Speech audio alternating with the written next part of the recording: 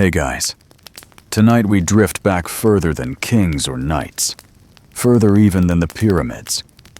You find yourself in a cave, the air cool and damp, the kind of chill that wraps around your skin like an old wool blanket. A fire flickers low, not because anyone is telling stories, but because someone forgot to feed it. You look around and realize people have always had to decide when and where to sleep, long before there were mattresses or memory foam. And here's the cheeky part. You probably wouldn't survive a single night without your electric blanket or phone alarm, but somehow they managed. So, before you get comfortable, take a moment to like the video and subscribe, but only if you genuinely enjoy what I do here. And I'd love to know, where are you watching from? And what time is it for you right now? Now, dim the lights, maybe turn on a fan for that soft background hum, and let's ease into tonight's journey together. The cave ceiling hovers low, dripping slowly with condensation, and you curl up on furs spread thin across stone. It's scratchy, lumpy, and smells faintly of the animal it used to be. You close your eyes, but sleep doesn't come easy. Not when every rustle might be a predator. Historians still argue whether early humans slept in short, broken bursts to stay alert, or whether they trusted the fire and each other enough to drift into longer slumbers. Either way, your modern 8-hour block would be unthinkable here. You hear the faint scuff of feet as someone tosses a handful of herbs into the embers. Strange, but the smoke is meant to keep insects away. That's your first quirky tidbit. Prehistoric bug spray was literally sage and mint tossed into fire. No aerosol cans, no branding, just smoky hope. The smell fills your lungs, earthy and sharp, and your eyes sting until tears trickle down your cheeks. Not exactly lavender pillow spray, but it worked. As your body adjusts, the flicker of shadows on the walls begins to play tricks. Some shapes look like mammoths, others like bears. Were these first dreams born out of shadow and fear? You wonder if they believed sleep itself was a doorway, one step closer to the spirit world. The silence deepens, broken only by a cough and the distant drip of water. You imagine lying there, trying not to think about the saber-toothed cat that might be watching from the darkness. If you ever complained about your thin IKEA mattress, just remember, no one back then was asking for a return policy. Gradually, your body sinks lower into the ground, your ears attuned to the crackle of fire. The past, with all its strangeness, breathes around you. The truth is, sleep has always been a negotiation between safety, ritual, and exhaustion. And as you nestle into the furs, you start to realize how fragile and precious even a few hours of uninterrupted slumber must have been. So if you're still awake, go ahead and tap the like button and subscribe. It really helps keep these late-night journeys going. You step from the darkness of the cave into a land washed in sunlight, and suddenly the stone walls around you give way to vast fields of sand, glittering under the Egyptian sky. The heat settles on your shoulders like an uninvited guest that refuses to leave, pressing against your skin until every bead of sweat feels like a tiny gemstone. You squint and notice that even here, where the Nile threads its way like a green ibbur through an otherwise barren desert, people are thinking about something as ordinary and as essential as sleep.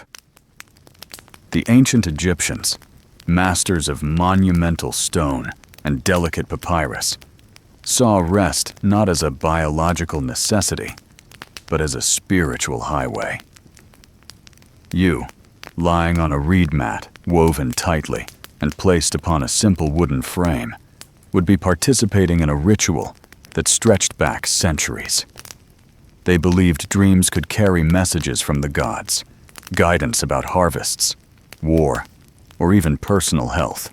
A mainstream historical fact, quite well recorded, is that Egyptian priests curated dream books, catalogs of possible meanings behind specific images. Dream about a crocodile? It might mean danger lurking. Dream about a lotus blossom? Perhaps prosperity. The logic may feel slippery, but then again, so does trying to interpret that recurring dream where your teeth fall out. As you shift on the mat, you notice its uneven texture, little reeds poking at your back. You wonder if the pharaoh, tucked into a bed of carved ebony and ivory, ever had the same problem. Probably not. That's the thing about ancient comfort. It was always a privilege. The wealthy had pillows stuffed with feathers or papyrus fiber, elevated on headrests carved smooth from wood or even alabaster. These weren't just head supports. They were symbolic, believed to keep evil spirits from sneaking in through the ears while you slept. Quirky detail? Egyptians were so cautious about nighttime demons that they literally invented anti-dream headrests.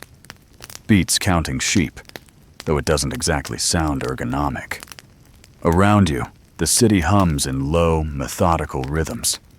Somewhere in the distance, a scribe scratches at papyrus by lamplight, while servants murmur prayers to Thoth, the god of wisdom, before closing their eyes.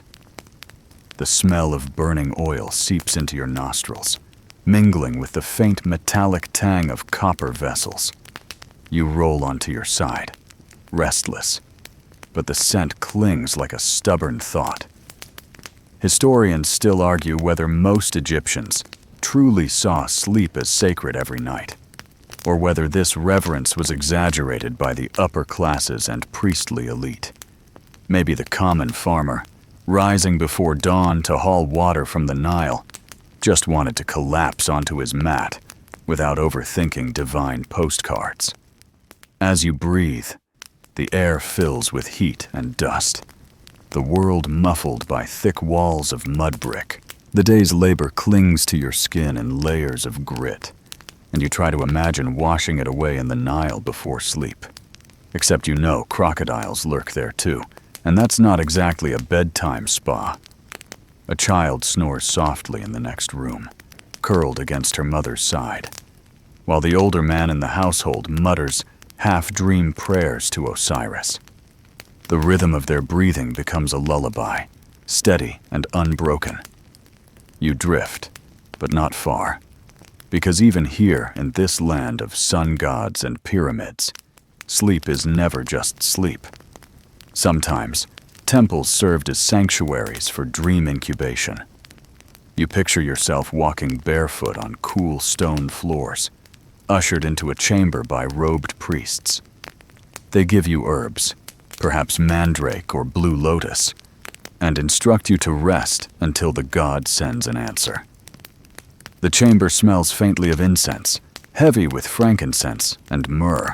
It tickles your throat, makes your eyes water, and yet you lie down obediently, hoping the gods will whisper something profound in your dreams.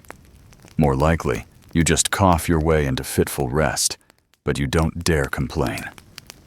A soft wind moves through the room, carrying the faint sound of a distant sistrum, that rattling musical instrument favored in ceremonies to Hathor. You realize how important rhythm was, not just for worship, but for life and sleep. The cadence of drums, the pulse of music, even the cycles of the Nile. It all structured when and how Egyptians rested. Did they sleep in one long stretch? Or in fragments, like you heard whispered about the medievals centuries later? Scholars still debate, citing clues from letters, tomb inscriptions, and fragments of daily routine. Maybe you fall asleep early with the sunset and stir awake again when the air cools, padding outside under a thick field of stars. The night itself becomes your blanket. The desert sky spreads wide above you, and you feel as though every star watches. One streaks across the blackness, and your half-dreaming mind wonders if that too is a divine sign. The sand holds heat from the day, radiating back against your skin. It's too warm, almost suffocating, yet oddly comforting, as if the earth itself insists on hugging you tight. Somewhere, a donkey brays. You sigh, realizing history's lullabies weren't always poetic. Sometimes they were farm animals refusing to shut up. That's joke number 1 for you. The donkey, the world's first alarm clock, stubbornly set for whenever it feels like it. Time stretches, slow and elastic. You dream of water, cool rippling pools, though your mouth stays dry. The gods may speak in dreams, but thirst speaks louder. Somewhere in your imagination, you're handed a clay cup filled with beer. Because yes, Egyptians drank beer constantly, even at bedtime. Imagine tucking yourself in with a pint of thick, grainy brew. Not exactly chamomile tea, but it kept people hydrated. And a little buzz before bed? Let's call that the original nightcap. Joke number 2. You wake with a start, the faint scrape of a mouse against the wall pulling you back. For a moment, your eyes adjust to darkness, and you realize how fragile and strange this nightly pause must have felt for them. No lamps glowing softly on your nightstand. No hum of traffic outside your window. Only shadows, silence, and the occasional animal intrusion. Historians suggest that Egyptians, like many ancient peoples, may have treated the night as an interval for rituals, prayers, or intimacy, not just rest. Your mind stumbles over the idea. Was the night peaceful, or bed heavy with the weight of spirits? Turning again, you press your face against the rough weave of linen. It smells faintly of sweat and smoke. The pillow, hard under your cheek, forces your neck into an awkward angle. You wince, then laugh quietly. Joke number 3. Neck cramps were probably as eternal as the pyramids. You wonder if the builders of Giza complained about sore muscles after a long day, only to collapse onto a bed that offered all the comfort of a stone bench. Gradually, your body releases its tension. The hum of insects, the sigh of wind against the wall, the steady trickle of the Nile. All of it blurs into a single lull. You imagine thousands of others lying in similar rooms, listening to the same night sounds, caught between exhaustion and reverence. Sleep here was survival, was communication, was ceremony.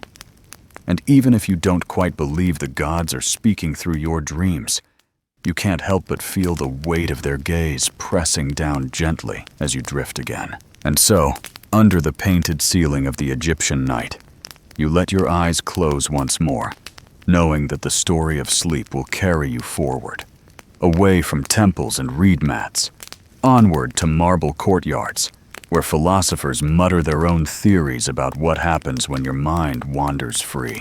The sandstone pillars fade, and the dry desert heat dissolves into the cool brightness of a marble courtyard. You step lightly across white slabs polished smooth by centuries of sandals, and the air smells faintly of olives, wine, and whatever incense the philosophers decided to burn that afternoon. You've arrived in Greece, a place where thinking too hard counts as a full-time occupation, and where even sleep earns its place in the great debates of life. You glance at a shaded portico, vines trailing lazily over stone, and realize that this is not just a land of warriors and playwrights.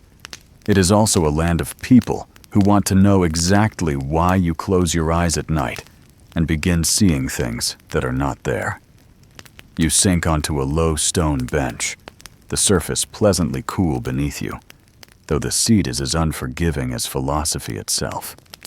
Around you, men in long robes gather in small clusters. They murmur about politics, geometry, and, tonight, dreams. Plato himself once suggested that dreams might reveal the truest parts of your soul, stripped bare of daytime distractions.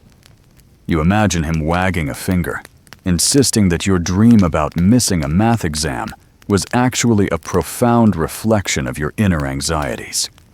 Meanwhile, his student Aristotle disagreed, proposing that dreams came from leftover impressions of daily life, stirred by digestion and temperature shifts. Historians still argue whether these theories shaped ordinary people's sleep, or whether most Athenians simply wanted a nap after a heavy lunch of bread, figs, and wine. The sun slides lower, streaking the sky with pink. You breathe deeply, the air heavy with thyme and rosemary, drifting over from gardens where women gather herbs to season dinner. A donkey brays somewhere down the street, echoing your earlier Egyptian alarm clock experience. You smile, shaking your head. Some things in history never change. Joke number 1. Philosophers may debate the meaning of dreams, but the donkey still interrupts them before they reach a conclusion. As you lean back against the bench, your eyes wander toward the Acropolis rising in the distance, the Parthenon gleaming like it was built to outshine the sun itself. Imagine sleeping in its shadow, knowing Athena was supposedly keeping watch. For the average Athenian, sleep took place on a simple wooden bed frame strung with leather straps, topped with wool-stuffed cushions. Not luxurious, but serviceable.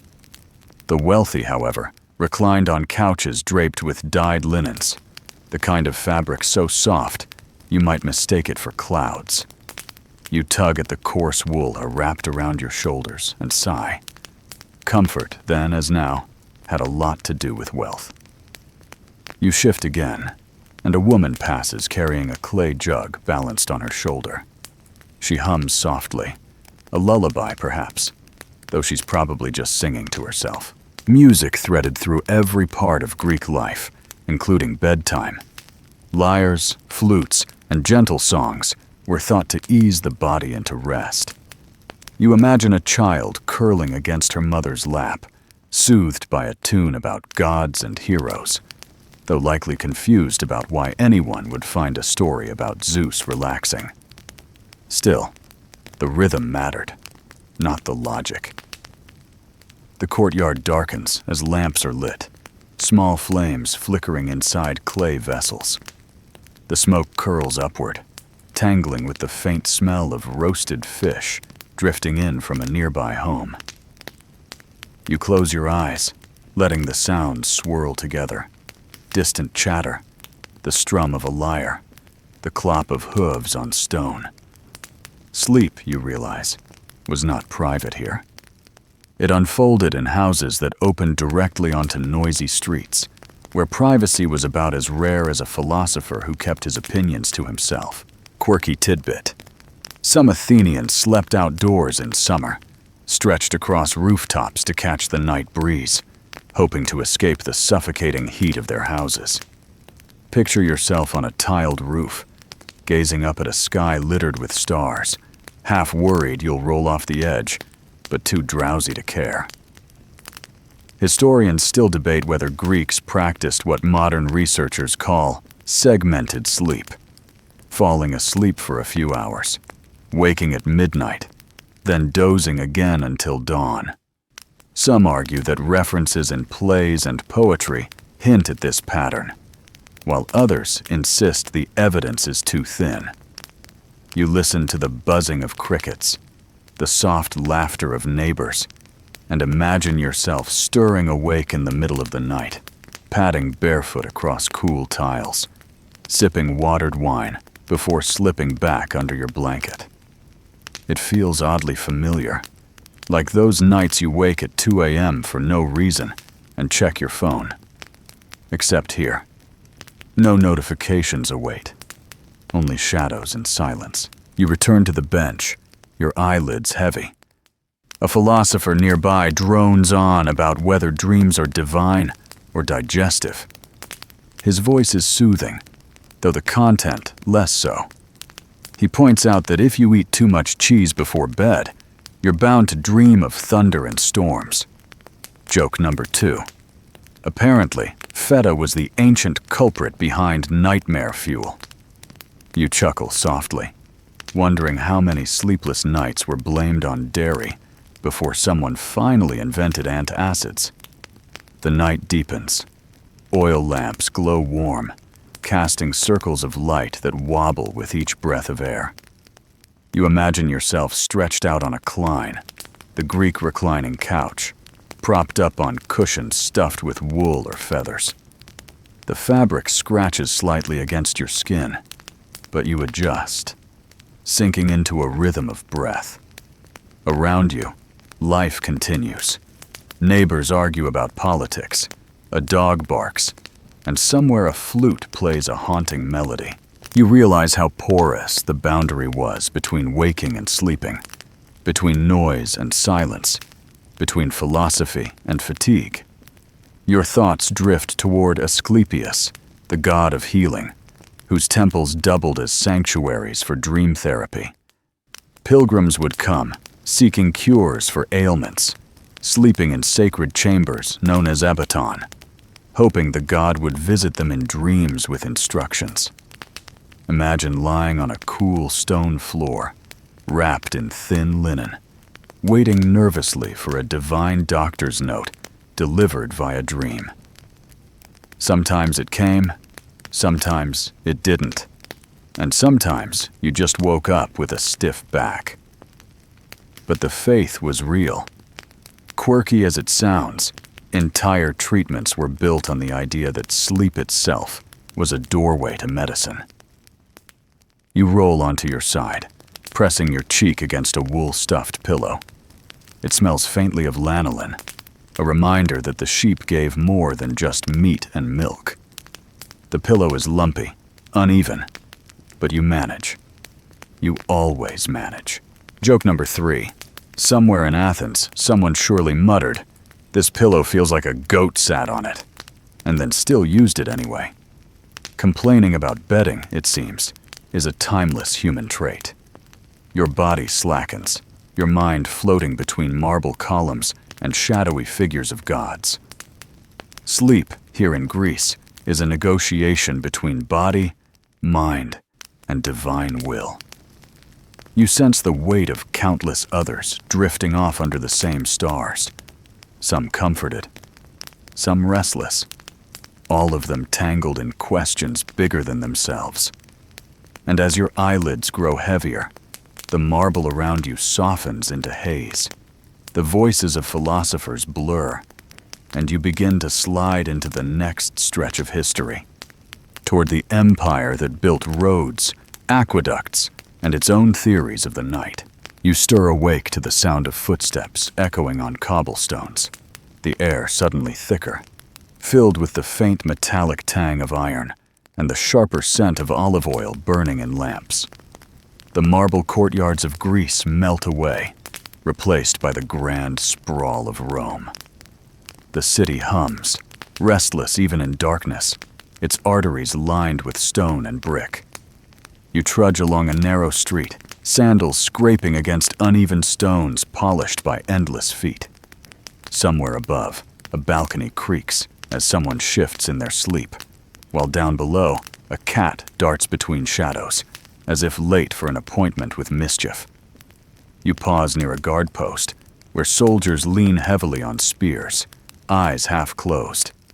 The Roman night was divided into 4 vigilia, or watches, each lasting about 3 hours. The first watch began at dusk, the final ending at dawn. A mainstream historical fact, this system organized not only military duty, but also the rhythm of urban life. Bells or horns marked the changes, reminding everyone when it was time to sleep, patrol, or wake. Yet as you watch one guard's head droop, you realize that even Rome's discipline couldn't stop eyelids from closing. Joke number 1. Some soldier, centuries ago, probably invented the first power nap while pretending to keep watch. You walk on, passing houses pressed shoulder to shoulder. Through tiny windows, you glimpse Romans resting in different ways. Wealthy citizens recline on cushioned beds, draped in linen, dyed with expensive murex purple, their heads resting on feather-stuffed pillows. The poor, in contrast, huddle on straw pallets laid on hard floors, the air thick with smoke from nearby hearths. Quirky detail. Some households actually kept chickens inside at night for warmth, meaning your lullaby could very well be clucking instead of singing. Not exactly the soothing soundscape you downloaded last week. The streets smell of bread cooling on stone slabs, mingling with the odor of fish markets still damp from the day's sales. Somewhere, water sloshes down an aqueduct, a reminder of Rome's obsession with engineering. You marvel at how the constant gurgle of flowing water must have served as background noise, the city's own eternal lullaby. Historians still argue whether Romans truly slept in one long stretch or in fragmented bursts, breaking up the vigilia with meals, work, and gossip. Plays and letters hint at midnight socializing, suggesting that segmented sleep may have been more common than modern habits. Imagine waking at midnight, stepping outside, and finding half your neighbors already up for casual chatter. The lamps sputter in a villa courtyard, casting shaky halos of light. You find yourself imagining reclining on a lectus, the Roman bed couch used for both sleeping and dining. A slave might adjust your cushions, tuck a blanket around your legs, and retreat silently. The mattress, stuffed with straw or wool, feels scratchy, the linen sheets rough against your skin. Still, it beats lying on cold stone. You inhale, catching the faint perfume of rosemary burned earlier as incense, a sharp contrast to the odor drifting from the latrine pits nearby. Comfort, once again, depended entirely on wealth and location. You glance upward, and the sky above Rome glitters with scattered stars. The moon hangs low, silver light brushing over tiled rooftops. Somewhere a dog barks, answered by another across the city, a canine duet that ignores class distinctions. You settle deeper into your imagined couch, listening to the chorus. The rhythm of hooves strikes the stones as a messenger gallops past, dust and urgency chasing him through the night. Rome never truly sleeps. It dozes, then startles awake, then drifts again. In the distance, you hear a man muttering lines from Virgil, practicing his poetry even at this hour. Romans valued the life of the mind, though not always in the tranquil Greek way. Dreams here often carried political weight. Augustus, the first emperor, supposedly took dreams as omens, paying attention to those that seemed too pointed to ignore. Some common citizens did the same, consulting dream interpreters scattered throughout the city. You picture yourself handing over a coin to a woman with tired eyes, describing how you dreamed of a collapsing wall. She frowns, shakes her head, and warns of danger. You nod solemnly, though secretly you suspect it was just indigestion from too much garum, the fermented fish sauce Romans adored. Joke number 2. Nothing says sweet dreams like a belly full of pungent fish paste. A breeze snakes through the courtyard, lifting the edge of your blanket. You shiver slightly, pulling it tighter, though it does little to muffle the chatter drifting from a nearby tavern. Men gamble, laugh, and argue, their voices carrying into the street. The smell of spilled wine mingles with smoke. You realize that for many Romans, sleep wasn't sacred at all. It was something grabbed whenever life allowed.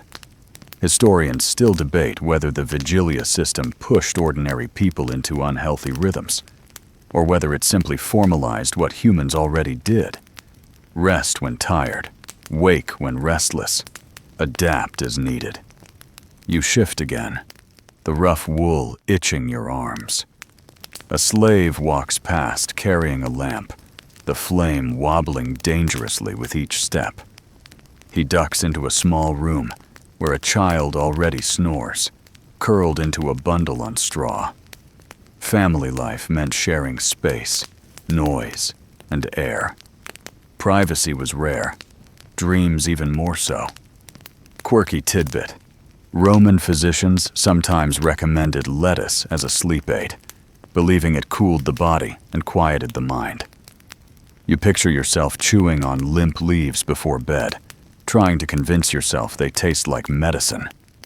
Not exactly Ambien, but apparently effective enough for their liking. The hours pass slowly. You drift in and out, half awake during the changing of the watch, when a horn blares through the darkness. The sound startles you upright, heart pounding, though the soldiers nearby barely react. They've heard it too often to care. Joke number 3.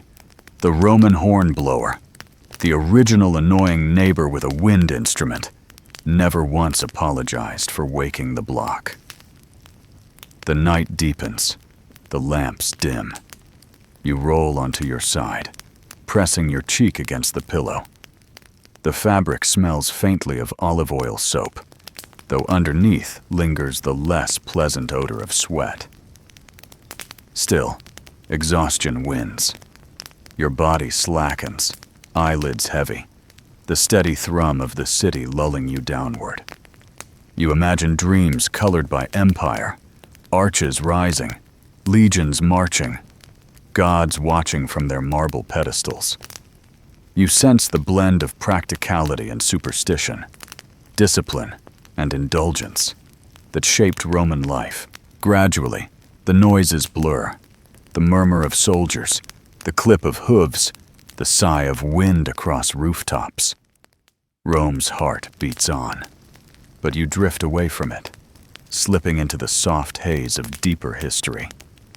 Your mind follows the hum of bells and voices, carrying you past empire, past legionary camps, into damp canals and narrow streets where a new chapter of sleep awaits.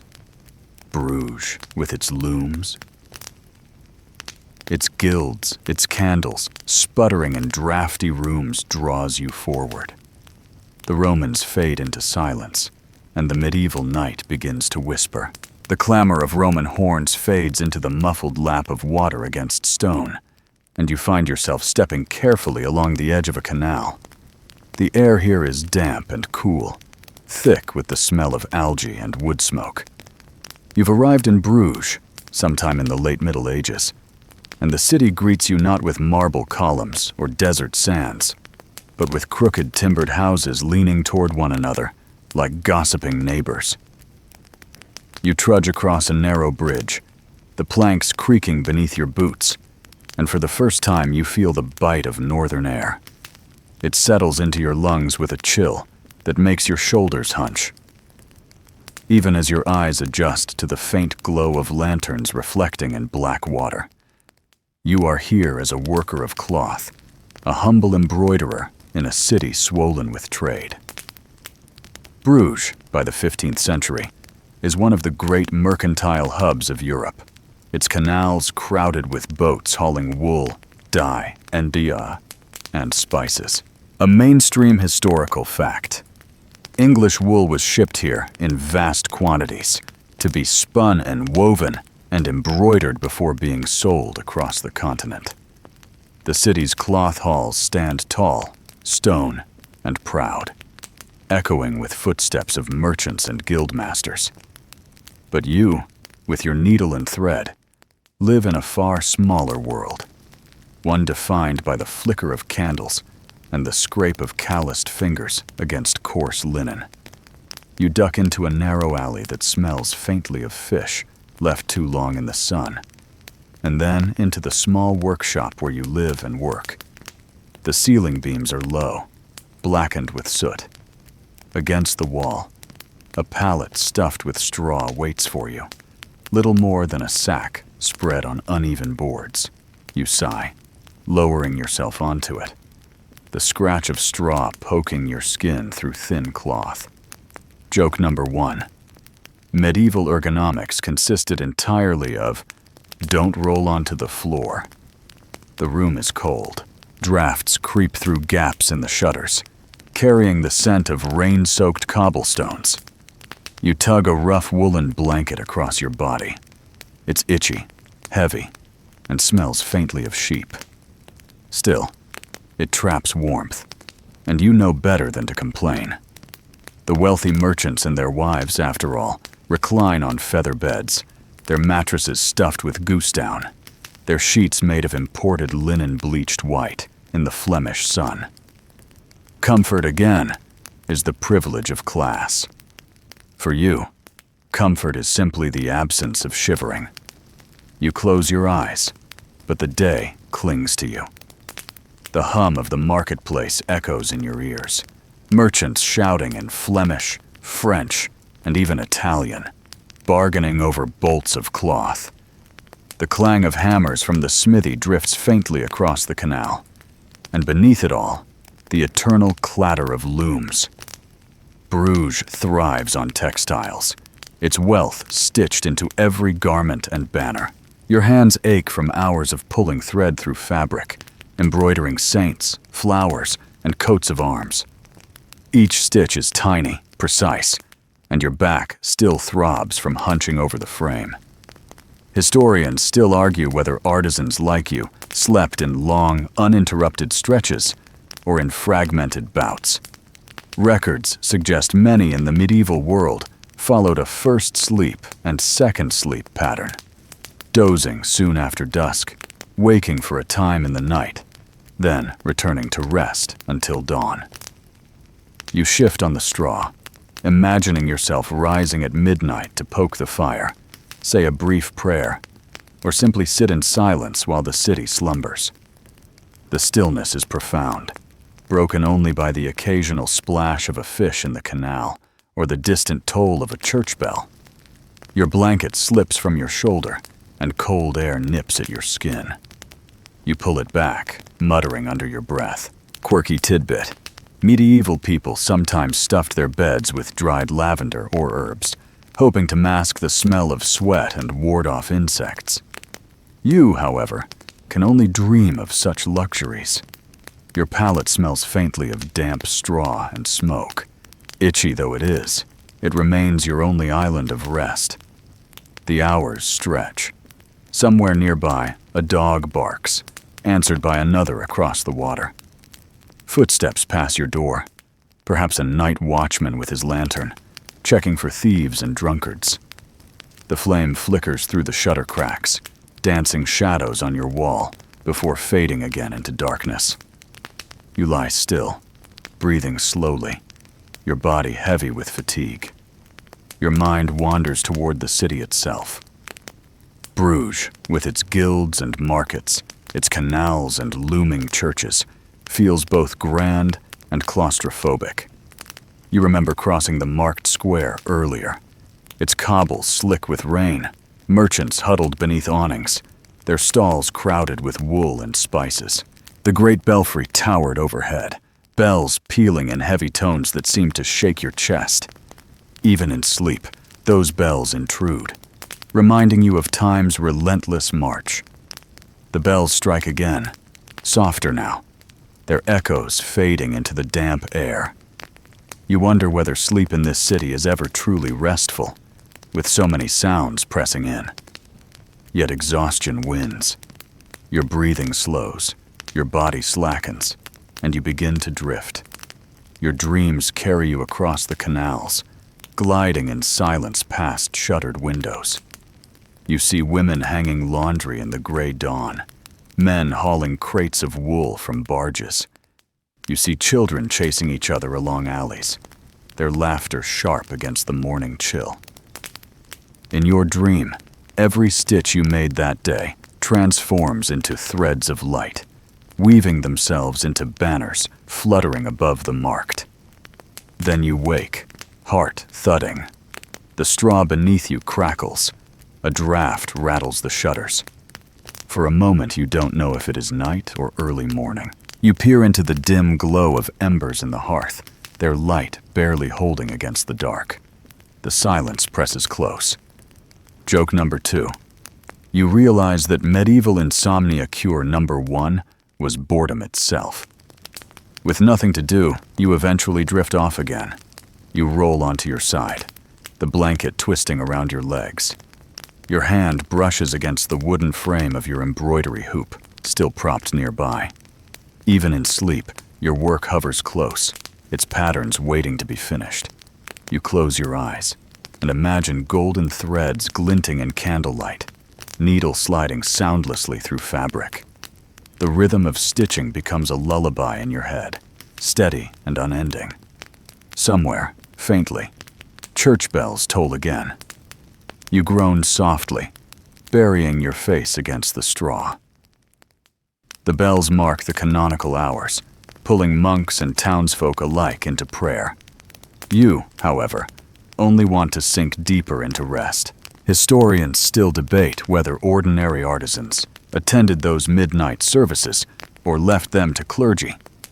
Either way, the bells become part of your sleep, woven into the very texture of your nights. Your breath evens, your limbs grow heavy, and your thoughts scatter like loose threads. Bruges hums softly outside, canals lapping, shutters rattling, dogs barking at nothing. Inside, you surrender to the rough embrace of your straw pallet. Joke number 3. Somewhere in Bruges, another embroiderer is awake, complaining about exactly the same straw pokes, and history still hasn't invented a customer service hotline. You let go. Your eyes close. The damp air presses against your cheek. The faint smell of wool clings to your nose, and the murmuring city drifts farther away. Sleep comes, uneven and fragile, but enough to carry you into the next day, where cloth halls and guild gossip wait, ready to embroider themselves into your life. The morning in Bruges arrives with the faintest sliver of gray light pressing through warped shutters, carrying the damp chill of the canal into your bones. You rub sleep from your eyes and sit up slowly, the straw pallet whispering beneath you like a reluctant companion. The embers in the hearth are nothing but a faint orange glow, so you shuffle to stir them, coaxing sparks back into life with a breath. The small flame flickers, just enough to boil water and chase away the wet smell of smoke clinging to your clothes. Outside, a bell tolls, its deep echo spilling over rooftops and into your room, announcing another day in a city where work never truly stops. You trudge down narrow streets, your boots slipping against cobblestones, slick with last night's rain. The scent of bread wafts from a baker's stall, mingling with the pungent tang of fish unloaded at the quay. Bruges is wide awake. Merchants unload bolts of wool, dyed deep reds and blues, the colors staining the very air. The cloth halls tower ahead, their stone walls weathered but proud, echoing faintly with the noise of bargaining. A mainstream historical fact. The Bruges cloth halls were among the largest in Europe, symbols of the city's wealth and dominance in the textile trade. Within those walls, guildmasters set prices, inspected quality, and argued endlessly about standards, because heaven forbid a thread be out of place. You push your way through the crowd, the sound of wooden clogs tapping fast on wet stone, filling your ears. Men in fur-trimmed cloaks argue loudly over tariffs, while apprentices shuffle nervously behind them, carrying rolls of cloth heavier than themselves. A child darts past, nearly knocking you off balance.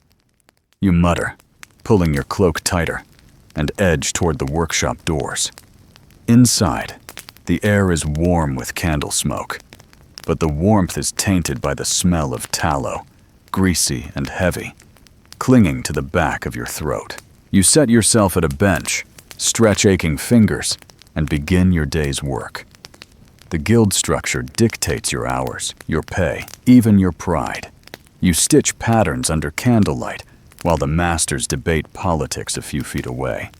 Their voices drone like bees, buzzing over trade agreements, dye purity, and who owes whom a favor.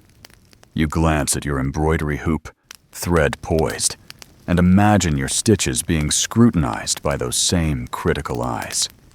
Quirky tidbit. Some guildmasters carried tiny knives specifically to test the quality of thread and fabric, slicing samples in half like nervous judges at a pie contest. You try not to think about your painstaking embroidery being shredded by a blade after hours of effort. The work is endless. Needle in, thread pulled, needle out. Repeat until your shoulders stiffen and your eyes blur. Historians still argue whether medieval artisans took frequent breaks or worked long, punishing hours with little relief. Records suggest both, depending on guild rules and personal discipline. You know from your body's complaints that rest never feels long enough. A fellow embroiderer at the bench beside you sighs and mutters a prayer to Saint Homobonus, patron saint of cloth workers, before returning to his own stitches. You smirk, whispering your own silent prayer that the thread doesn't knot itself again. The hours drag. Merchants stomp through the hall, trailing damp cloaks, their voices echoing as they demand delivery deadlines. You keep your head down, focusing on the tiny golden halo you're embroidering around a saint's head. The thread shimmers faintly in the candlelight, dazzling compared to the coarse linen underneath. You pause, flex your cramped fingers, and let your eyes wander across the room. Apprentices sweep floors, their shoulders slumped, while masters bicker like children. Joke number 1.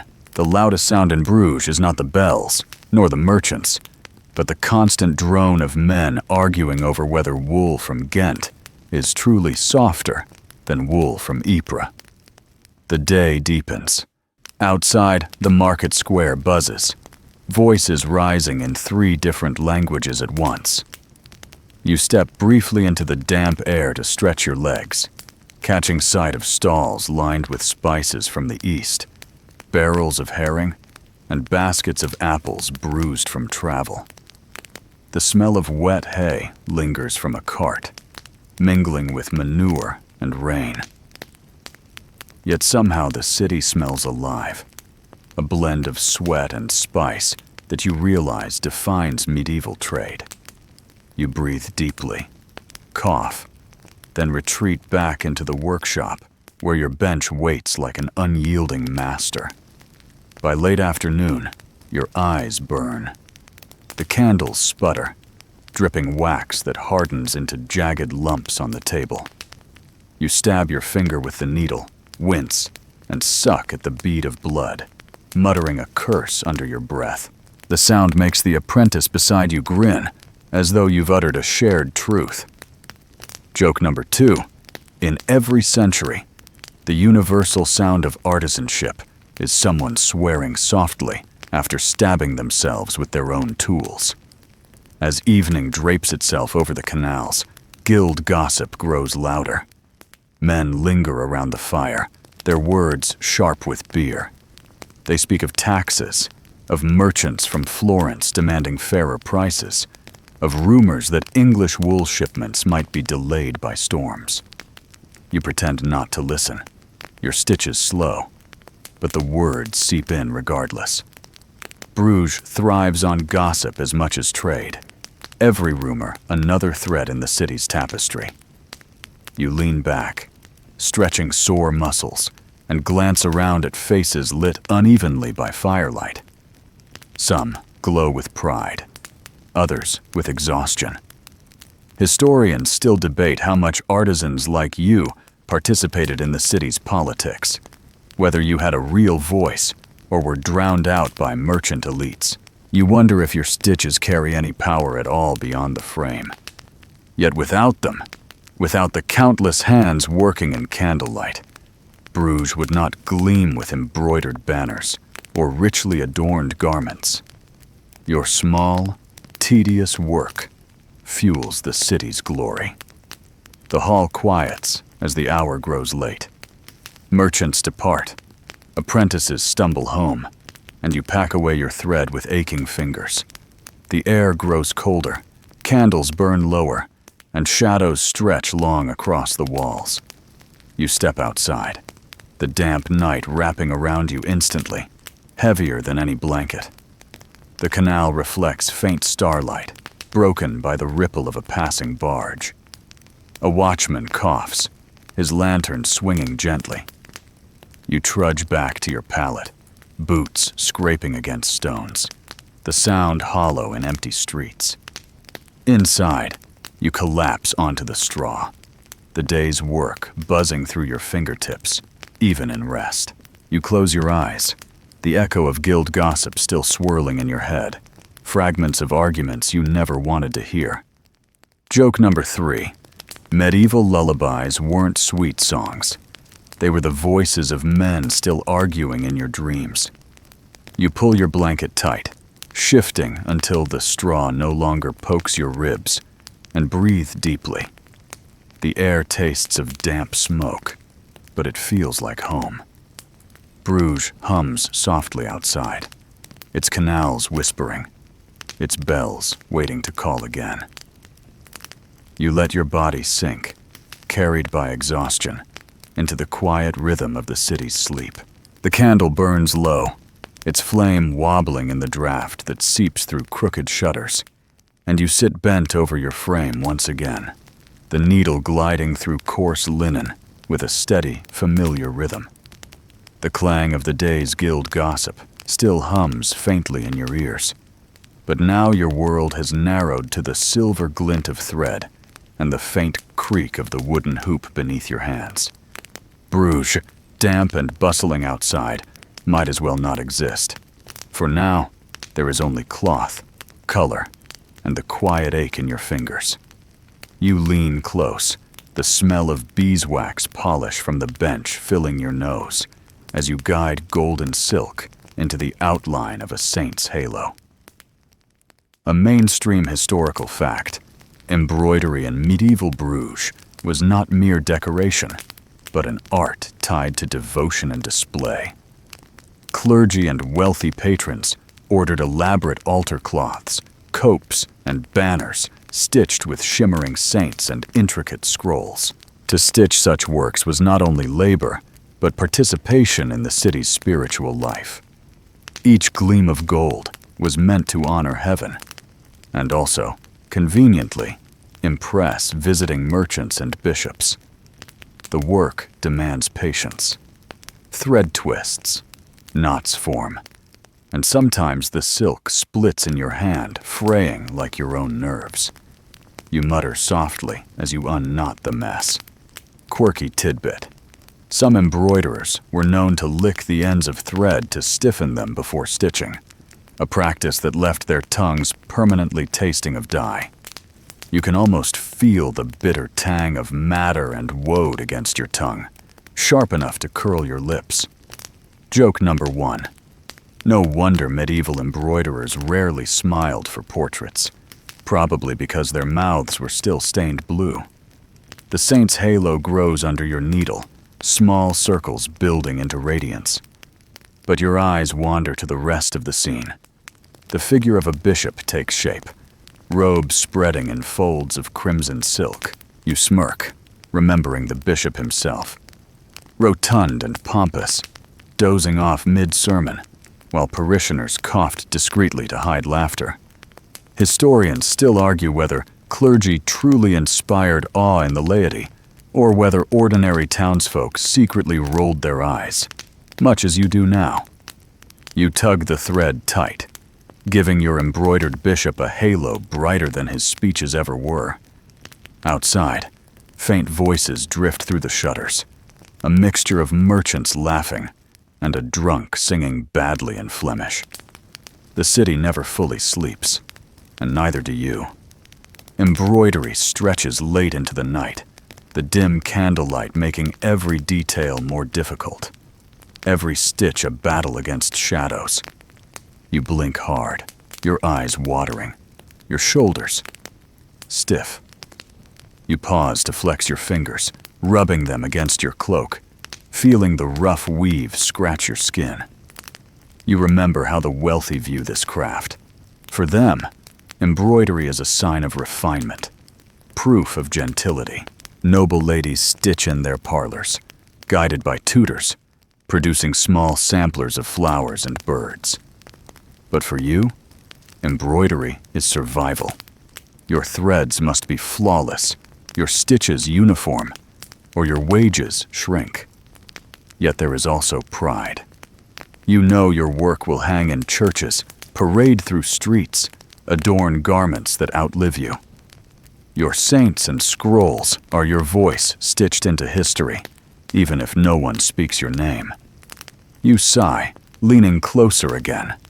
The candle gutters, threatening to snuff out, and you hurry to finish the bishop's robe before darkness wins. You trace the needle carefully through the fabric, pulling scarlet silk taut. The color glows even in weak light, shimmering as though it holds fire. You lean back to admire the scene. Halo, robes, staff. The bishop looks stern and holy, though you know he snores in reality. Joke number 2.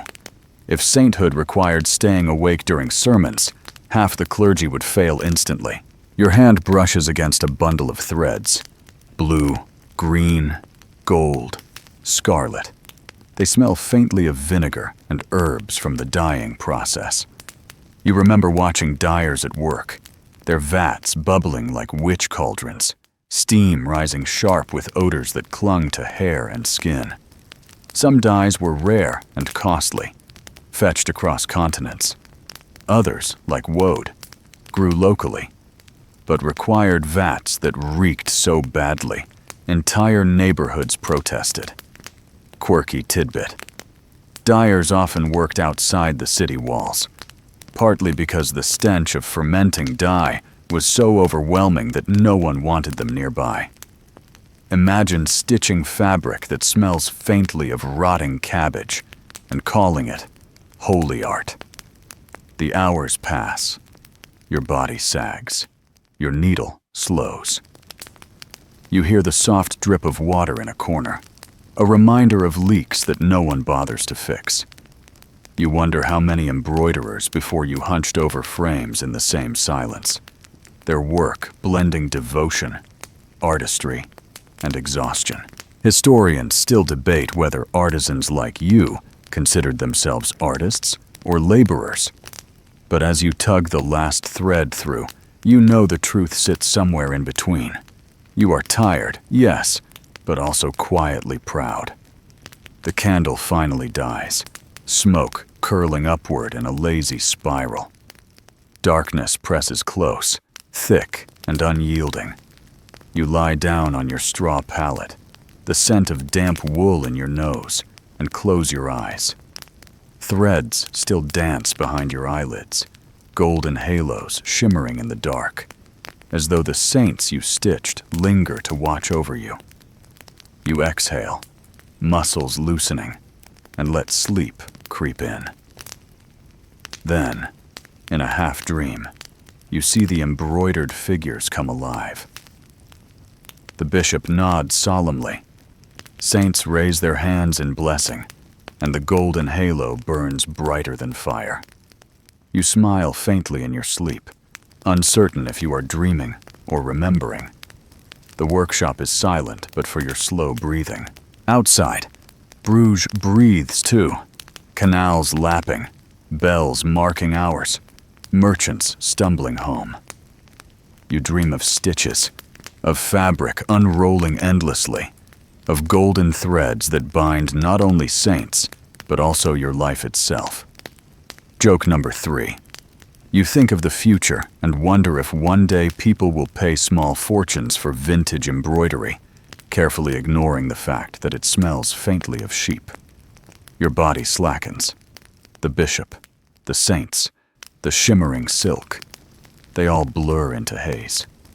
You sink deeper, into a sleep stitched together by exhaustion, pride, and the quiet hum of Bruges. The embroidered saints fade into silence, and the next sound you hear is not the rustle of thread, but the low, resonant toll of bells. They echo across Bruges like a heartbeat, each note carrying through narrow alleys and across black canals. You jolt awake, your straw pallet creaking, the heavy wool blanket sliding off your shoulders. For a moment, you're unsure whether it is day or night.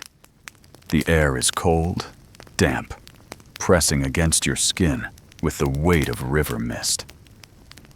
Then the bells toll again, and you realize it is the dead center of night, the hour when most of the city slumbers, except the monks. You rise stiffly, joints popping like stubborn door hinges. The workshop is silent, but outside you hear footsteps, the shuffle of sandals, the muffled chant of men moving through darkness. The monasteries of Bruges mark the canonical hours with precision, dragging themselves from pallets of straw to sing prayers in the night, a mainstream historical fact. Monasteries divided their day and night into fixed intervals of prayer, matins, lauds, prime, and so on, forcing monks to wake repeatedly, no matter how exhausted. The bells that rattle your bones right now announce just such a ritual, a reminder that even sleep is subject to the iron schedule of devotion. You step into the alley, your breath rising in pale clouds.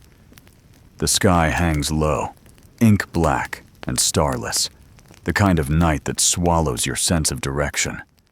You follow the sound of chanting, drawn like a moth to faint light.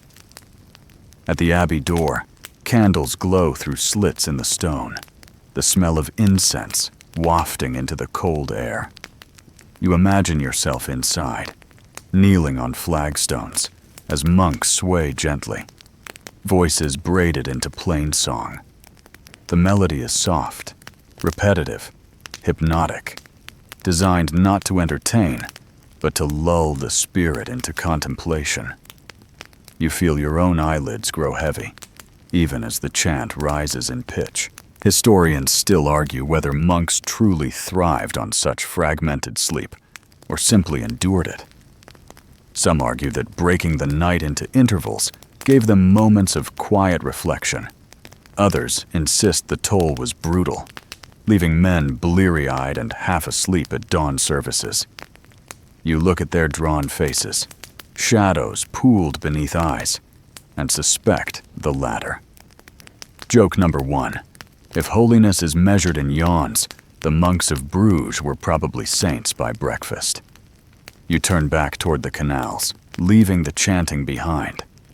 The city is hushed, the silence broken only by the faint slap of water against stone. You walk along a narrow street, where shuttered houses lean so close they nearly touch above your head. Somewhere, a baby cries briefly, then falls silent. A dog whines, then curls into itself on a doorstep. Sleep in Bruges is never perfect. It bends and shatters around bells, prayers, and the constant damp. Back in your workshop, you lie down again, but the bells linger in your ears. You wonder how much of medieval life was dictated by sound. The clang of hammers by day, the toll of bells by night. Quirky tidbit. Bells were sometimes believed to drive away storms and evil spirits, their vibrations carrying protective power through the air. You smirk, pulling your blanket tighter, imagining spirits fleeing at the sound, muttering that even demons can't get decent rest in this city. You close your eyes again, but sleep resists. Instead, your mind drifts to the question of whether sleep is sin or a salvation. Some monks taught that too much slumber was indulgence, a waste of hours meant for prayer and work.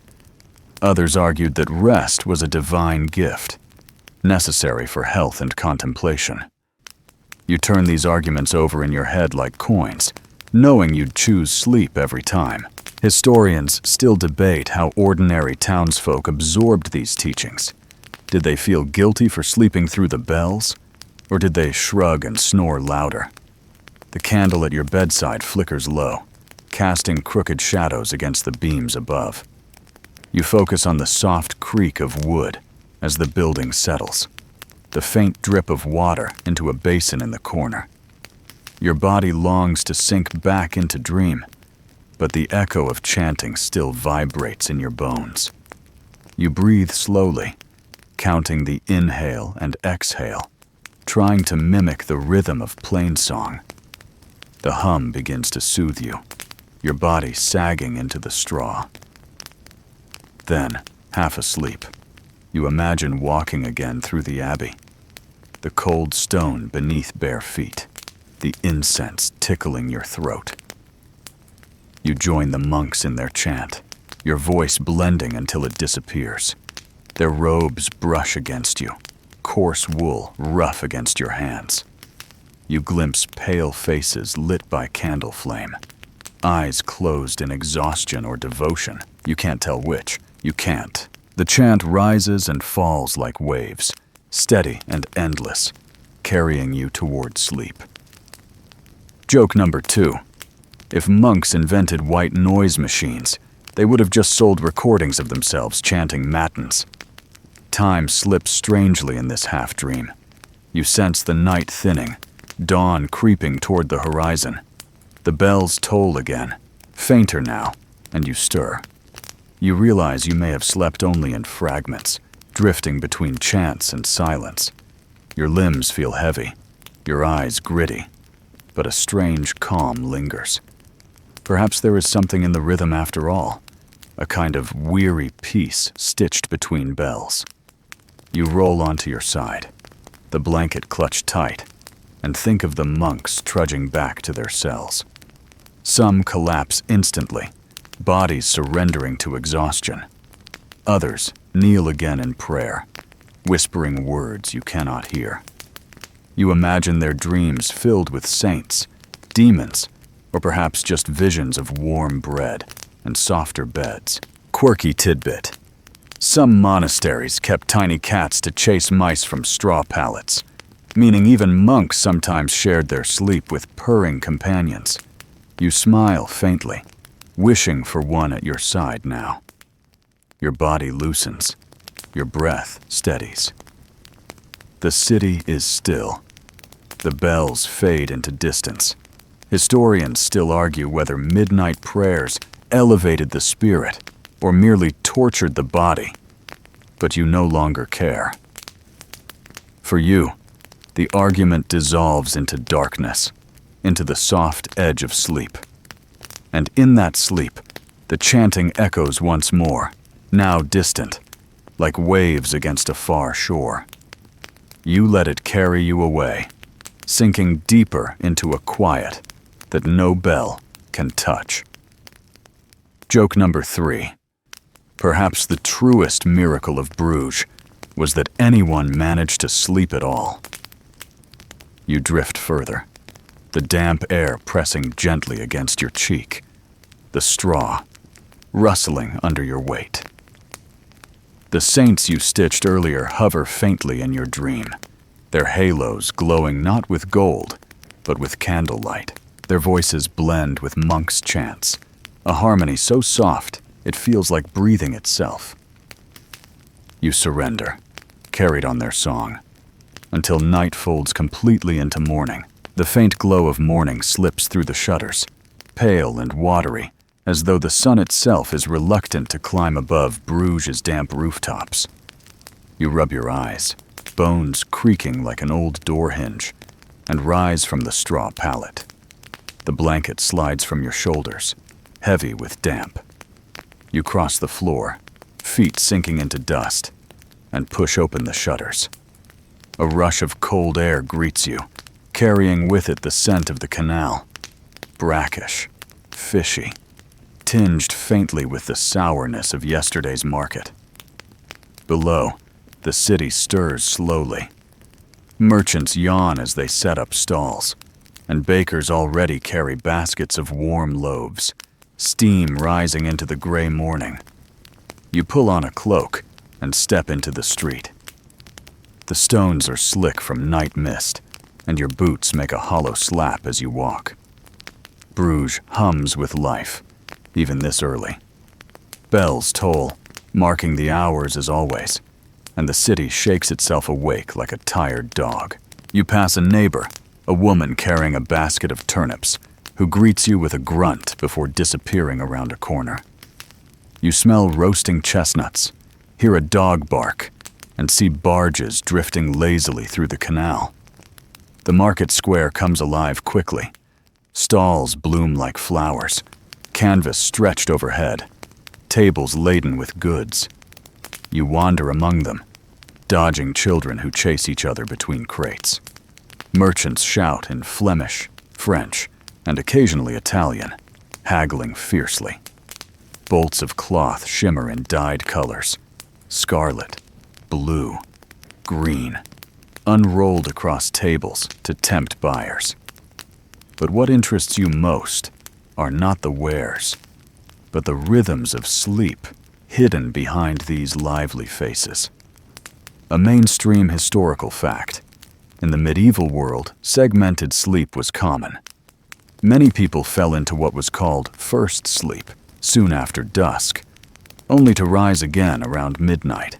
For an hour or more, they prayed, stoked fires, or even visited neighbors before returning to second sleep until dawn. You see the evidence here in the market: faces puffy, eyes rimmed with exhaustion, people yawning as they measure grain or weigh herring. They've already been awake once before, sitting quietly in the dark while the city breathed in silence. You pause at a fishmonger's stall. The man, heavy-set and red-faced, leans wearily against his table while arranging eels in neat rows. His eyelids droop, and you realize he likely rose during that midnight interval to tend his nets. He mutters a greeting, and you nod, though his eyes glaze even as he speaks. Joke number 1. The only thing less awake than his customers is the fish laid out in front of him. Moving on, you pass a stall of herbs. Bundles of lavender, rosemary, and mint dangle in fragrant clusters. Their smell sharp and refreshing compared to the sour tang of fish. The woman selling them boasts of their power, not just to flavor soups, but to soothe nerves and aid sleep. You finger a bundle of lavender, inhaling its sweetness, and imagine tucking it beneath your straw pillow. Quirky tidbit: some medieval households brewed sleep teas from herbs steeped in hot water, though recipes often mixed calming plants with questionable additions like lettuce leaves or poppy seeds. Whether they truly worked or just tasted odd, no one seemed to mind. The market grows louder. Children tug at their mothers' skirts, dogs dart between stalls, and merchants shout prices over one another. Yet even in this noise, you sense the remnants of segmented nights. People move slower, their eyes unfocused, their hands clumsy as they count coins. Historians still argue whether this broken pattern of sleep was natural to human rhythm or forced by necessity. Some suggest our bodies are wired to sleep in 2 phases, waking naturally in the middle of the night. Others claim medieval life simply lacked enough light and warmth for long, uninterrupted slumber. You, watching the yawns ripple through the crowd, suspect it was both. You pause at a bread stall, warm loaves stacked high, the crusts golden and crackling. You buy one, the rough surface still hot against your hands. You bite into it, crumbs scattering, and the yeasty steam fills your nose. The taste comforts, though it doesn't erase the heaviness in your limbs from your own fractured night. A merchant beside you laughs, his laugh cut short by a cough. He mutters that he will sleep again at midday once his goods are sold. Daytime naps, you realize, are common here, as necessary as water or bread. The bells toll again, deep and insistent, echoing across rooftops. People shift, adjust their wares, mutter prayers under their breath.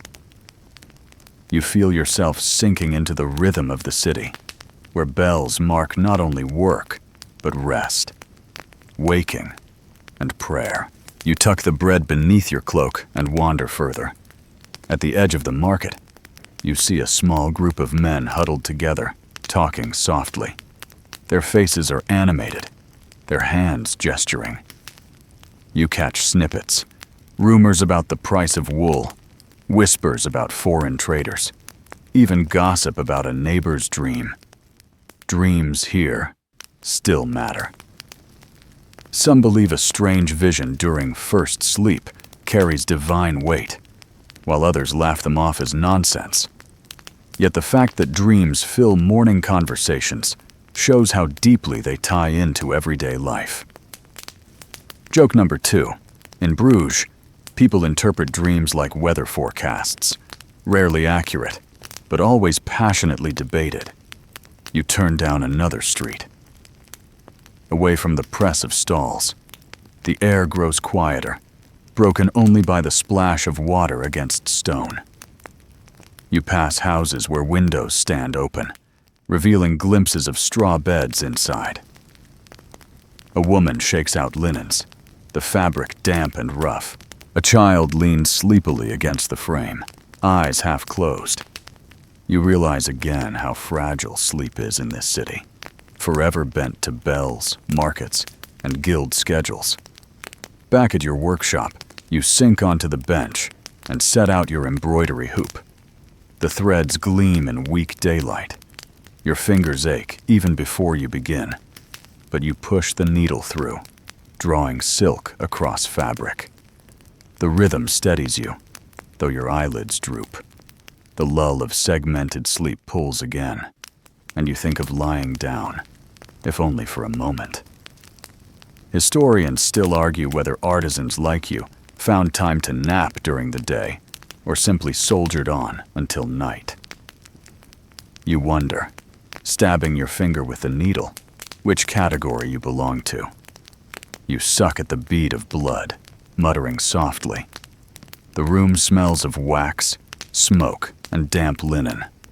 Outside, voices rise again from the market. You set your embroidery aside and stretch, staring at the rough beams above. Joke number 3. Medieval carpenters must have known their beams would someday be studied by exhausted embroiderers, lying flat on their backs, looking for excuses not to work. You close your eyes for a moment, just a moment. But the moment stretches. Sleep creeps back, fragile but insistent. And soon you are drifting again. Your mind fills with fragments of market sounds, bells, voices, clatter, blended with visions of embroidered saints, their halos glimmering like lanterns in the dark.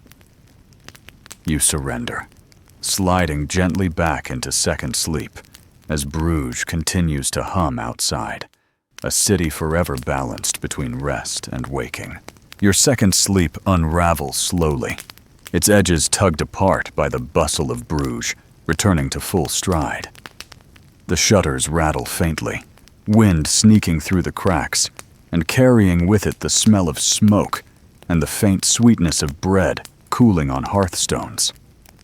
You roll onto your side, straw crackling beneath you, but there is no hope of drifting back down. Outside, the bells toll again, their weighty clang announcing that the city has been awake long enough without you. You rise stiffly, rubbing your eyes, and sit at the bench where your embroidery waits.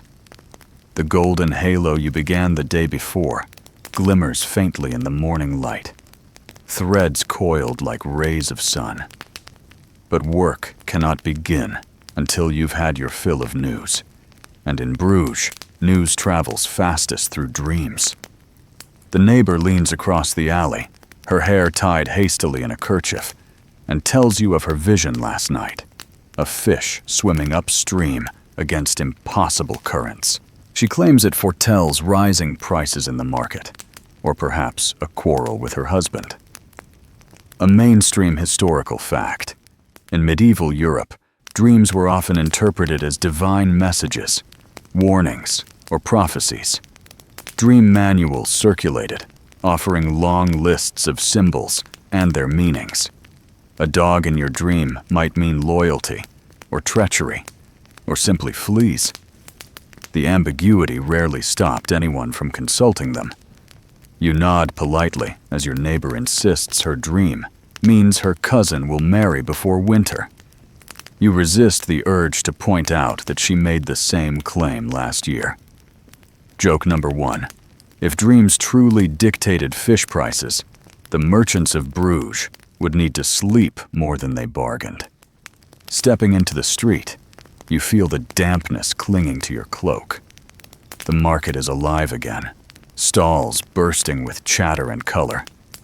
But this morning, the conversations hum with particular urgency, as if everyone is eager to share their nocturnal visions. A Biet brags that he dreamed of wolves, and insists it means danger is coming from foreign traders. A woman describes a dream of falling, then laughs nervously, saying it must mean a quarrel with her sister-in-law. Everywhere you turn, dreams become currency, traded alongside bread and fish, embroidered as tightly into daily life as the stitches you sew. You stop at a stall selling ink and parchment. A young scribe leans on his elbow, eyes bleary, but he perks up when a customer asks about dream interpretations. He flips open a tattered booklet, running his finger down the page. If you dream of a ladder, he recites, you will rise in status. If you dream of teeth falling, beware of death. You raise an eyebrow. You've heard that one before, though it always seems to foretell someone else's demise. Historians still argue whether such manuals truly shaped people's choices, or were merely entertainment passed among the curious. The truth is, most probably believed a little and doubted a lot, just enough to whisper about their dreams over bread and ale. As you wander further, the air grows thick with the smell of salted fish and roasted chestnuts. You overhear more dream talk. A brewer claims his vision of overflowing barrels means good harvests ahead. A weaver insists that dreaming of broken looms warns of trade disputes. You pause, listening, smiling faintly. Quirky tidbit. Some households even hired professional dream interpreters, self-proclaimed experts who charged fees to unravel the night's mysteries. Imagine paying someone to tell you that your dream about sheep means you are tired. Back in your workshop, you settle into your bench. The needle waits, the golden threads glimmering in candlelight. You push the point through fabric, pulling slowly, the rhythm calming your thoughts. Yet your mind drifts again to dreams. What did your own fragments of sleep reveal? You recall vague images of saints glowing faintly, their halos shifting like lanterns. Does it mean anything, or is it simply the residue of work pressed too long into your mind? Joke number 2. If you dream about embroidery, it's probably not a prophecy, just evidence that you need a vacation. The day grows louder. Outside, merchants bicker over wool, their voices carrying into your room. You focus on your work, but the shouts drift insistently into your ears. Someone argues that his dream of rain foretold spoiled grain shipments. Another counters that his dream of sunlight means the opposite. The debate swells, each man defending his interpretation as if it were law. Historians still debate whether medieval Europeans truly relied on dreams for practical decisions, or whether such talk was mostly superstition layered over ordinary bargaining. Judging from the noise, the line between faith and entertainment was thin indeed. You lean back, rubbing your shoulders, and let your eyes rest. The candle gutters, smoke curling upward. In the haze, You picture a dream temple far away in Egypt, where priests once waited for gods to whisper through sleep. Now, in Bruges, the gods have been replaced by neighbors, family, and wandering interpreters. Yet the urgency remains.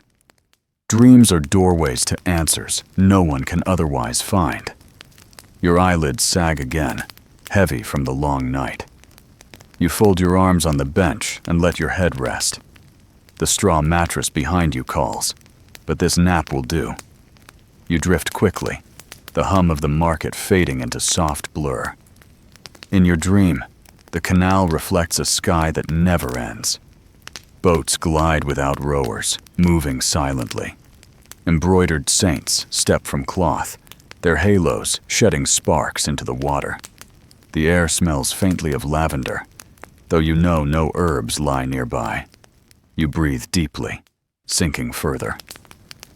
A sharp rap at the door startles you awake. A merchant pokes his head inside, asking about progress on his embroidered banner. You nod politely, suppressing a yawn. Joke number 3. Apparently, nothing disturbs a good dream faster than a customer demanding deadlines. You pick up the needle again, sighing, and resume the halo. The thread gleams faintly, a tether pulling you back to reality. Yet the dream lingers, soft and persistent, weaving itself into your thoughts as though reminding you that sleep and waking are never far apart in this city. By evening, the market quiets. The last merchants pack away their goods, and the bells toll again, marking the hour when candles are lit in every home. You sit by the window, the halo complete, and watch the reflection of lanterns dancing on the canal. The water ripples, bending the light into wavering halos of its own.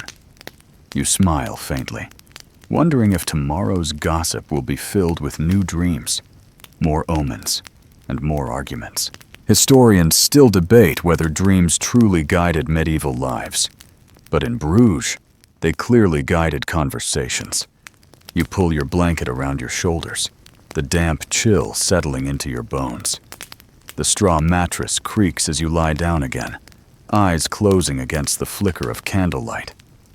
Outside, voices fade, footsteps diminish, and the city exhales. You sink slowly into sleep, knowing that by dawn, more dreams will ripple through the market, weaving themselves into the fabric of daily life just as tightly as the stitches you make. The candlelight dwindles into embers, and the morning presses itself through the cracks of the shutters like a reluctant guest.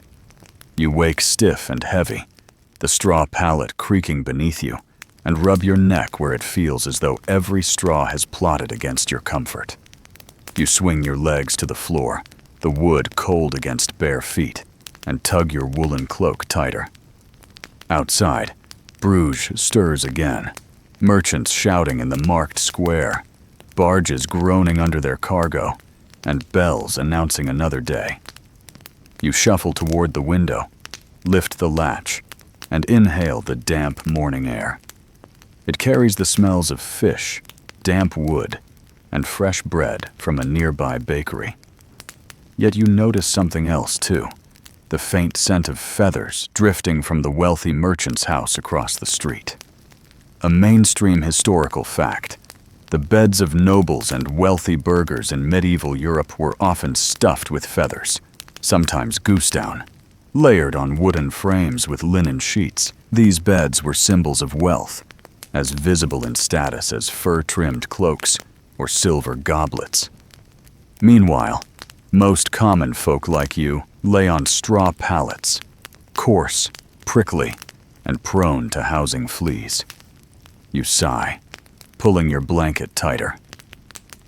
You imagine the merchant across the way, sinking into a feather bed so soft it swallows his body like a cloud.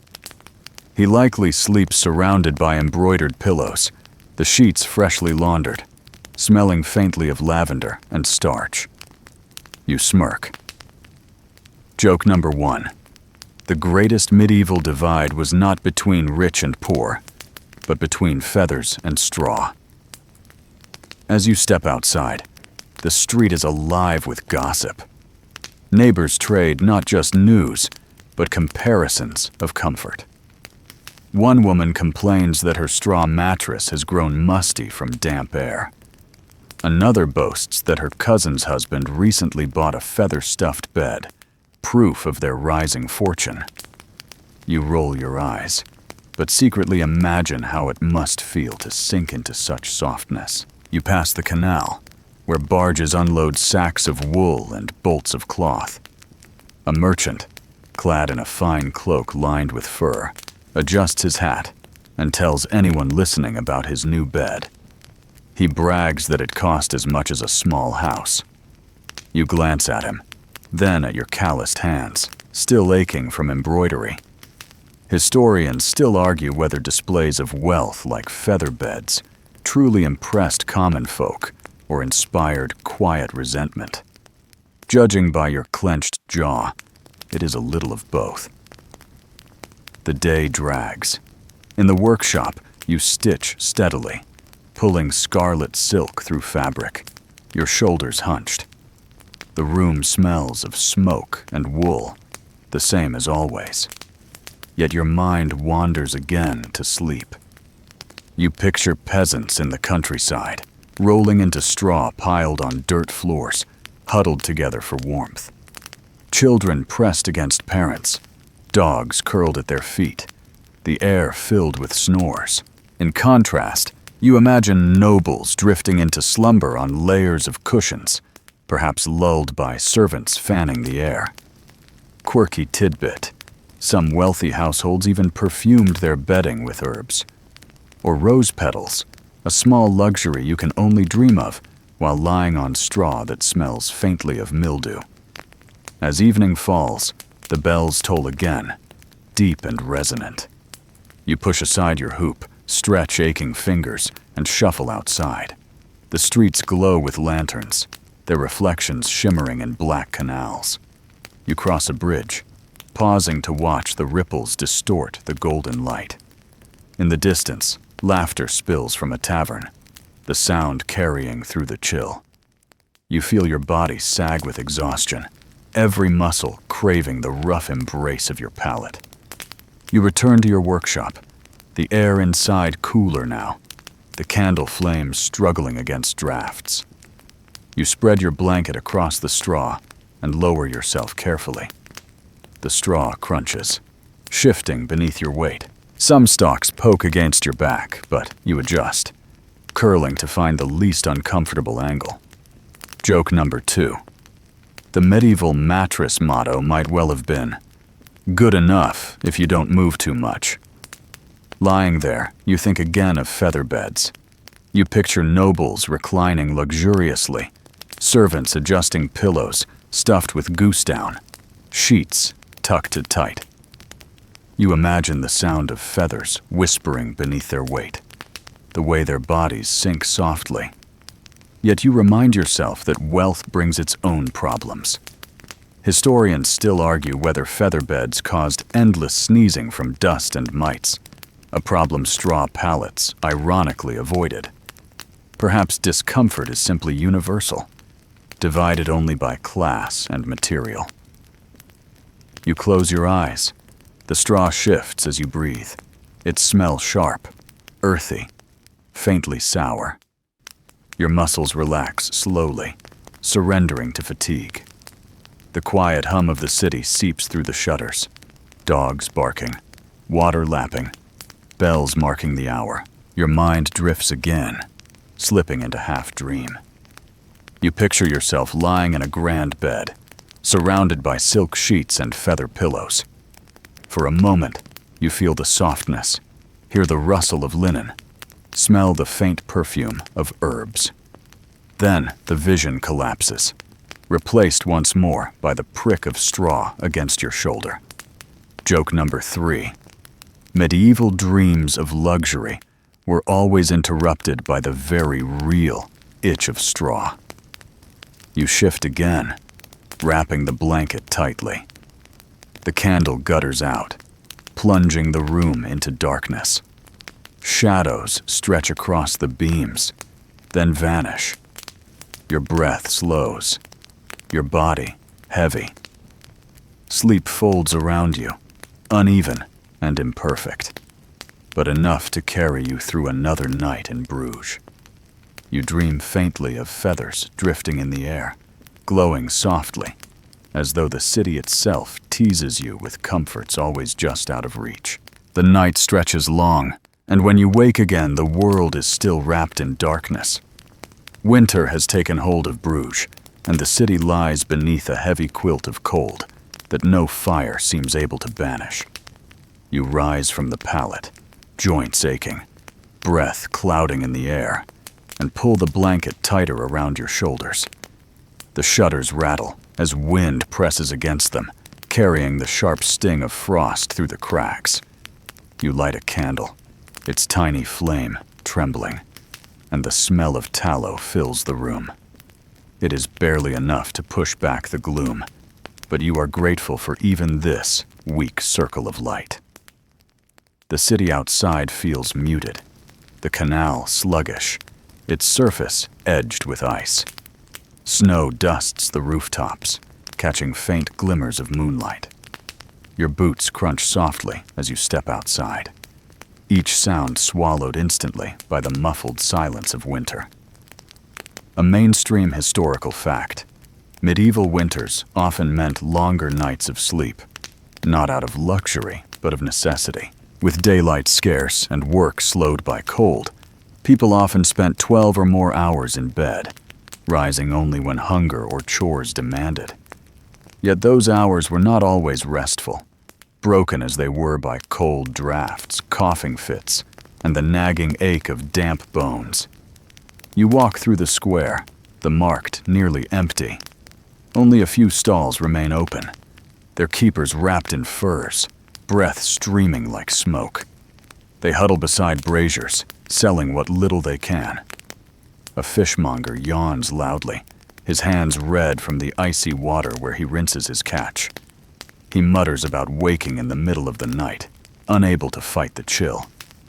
You nod knowingly. Joke number 1. Insomnia is bad enough, but insomnia with frostbite really takes the prize. Returning to your workshop, you shut the door firmly against the wind. The walls groan faintly, wood contracting in the cold. The pallet waits, piled with extra blankets, but even they are not enough. You add a second layer of straw, the stalks crackling as you spread them, trying to trap warmth. Quirky tidbit: some medieval households spread heated stones or bricks beneath their bedding, wrapped in cloth to radiate warmth through the night. You lack such luxuries, but you imagine the bliss of lying atop a bed that actually fights back against the cold. Instead, you curl tighter, your nose numb, and listen to the wind moan through the shutters. Hours pass slowly in winter. The candle burns low, leaving the room shadowed again. You lie awake, counting the cracks in the ceiling beams, waiting for sleep to return. Outside, the bells toll in their usual rhythm, marking hours that feel stretched twice their length. Historians still argue whether medieval people embraced this abundance of sleep as natural or cursed it as wasted time. Some scholars claim winter sleep was restorative, a gift that eased the burdens of hard labor. Others believe it drove people restless, pacing in the dark, haunted by dreams and hunger. You suspect both are true, depending on whether the fire still burns. Finally, fatigue wins. Your eyes close and dreams creep in. You imagine endless white fields stretching beyond Bruges, the city swallowed by snow. You walk alone, your boots sinking into drifts, the silence so deep it presses against your ears. From the whiteness emerge figures, embroidered saints, halos glimmering, their robes trailing across the snow. They lift hands in blessing, their breath fogging in the frigid air. You reach out, but they dissolve, replaced by the toll of bells. You wake with a start, shivering violently. You rise to add wood to the fire, though the logs are damp, spitting angrily as they burn. The smoke curls into your nose, acrid and heavy. You cough, then settle again onto the pallet, pulling the blanket close. Joke number 2. Whoever first invented central heating deserves sainthood without debate. Sleep returns slowly, fitful and shallow. You roll restlessly, straw poking at your ribs. You think of wealthier homes, where feather beds are heaped with furs, where fires blaze in stone hearths. You imagine noblemen and merchants wrapped in warmth, their sleep uninterrupted by icy drafts. Yet you also recall that too much heat was considered dangerous, a luxury that softened the body. Quirky tidbit. Some medical texts of the time warned against excessive warmth in sleep, fearing it weakened the spirit. You chuckle faintly, teeth chattering, deciding you'd gladly risk spiritual frailty for another blanket. The hours stretch. The candle dies again, leaving you in deep shadow. You can hear the faint whistle of wind through the cracks, the groan of timbers under frost. Your body aches, joints stiff from the cold. You curl tighter, hands tucked beneath your chin, and breathe slowly. Your mind drifts once more, slipping into fragments of dream. This time you see yourself in the workshop, but the embroidery frame stretches endlessly, threads looping into patterns without end. You stitch and stitch, yet the work is never done. You sigh in your sleep, recognizing the joke before it fully forms. Joke number 3. Your dreams are no escape. They simply offer unpaid overtime. At last dawn comes, pale and colorless, seeping reluctantly into the room. You rise slowly, limbs heavy, breath fogging. The fire has died completely, leaving only ashes. You pull your cloak around your shoulders and push open the shutters. The canal glitters faintly with ice, the water sluggish. The square is already stirring, though sluggishly. Men stamp their feet to keep warm, women clutch baskets close, and children huddle under cloaks. Life in Bruges continues, even beneath the long weight of winter. You close the shutters again and return to the pallet, tempted to crawl back under blankets. The night may be over, but the exhaustion lingers, seeping through every joint. Historians still debate whether medieval winters were truly restful or simply endured, whether people cherished their long nights or counted the days until spring. You lean back, sighing, and decide that for you, winter sleep is less a gift than a negotiation. Always one blanket short of peace. You lower yourself again, pulling the blankets over your head, and close your eyes. The city hums faintly outside, bells tolling, markets stirring, but you let it blur. You surrender once more to winter's endless dozing, your body sinking into the straw, your breath curling like smoke into the frigid air. The deep frost of winter loosens its grip at last, and with it, Bruges begins to stir in gentler rhythms. The streets thaw, canals run clearer, and evenings stretch a little longer, carrying with them the soft notes of wandering minstrels. You finish a day bent over embroidery, shoulders stiff and eyes sore, and step outside just as dusk drapes itself across crooked rooftops. From a distance comes the pluck of a lute, the kind of tentative sound that ripples through the air like the first breeze of spring. You pause, adjusting your cloak, and let the sound lead you forward. The square is alive with movement. A crowd gathers near a tavern, huddled around 2 men who sit on low stools with instruments in their laps. One strums a lute, the other fiddles with a rebec, its bow squeaking until he finds the right rhythm. Their voices rise together, rough but warm, weaving ballads that drift across the cobblestones. A mainstream historical fact. Traveling minstrels were common in medieval towns, carrying songs and stories from place to place, often blending news with melody. Their music entertained peasants and nobles alike, turning squares into impromptu theaters and taverns into concert halls. You find a place against a wall, the stone cold against your back. And listen, the notes spill out into the evening, carried by the damp air, accompanied by the laughter of children chasing each other between benches.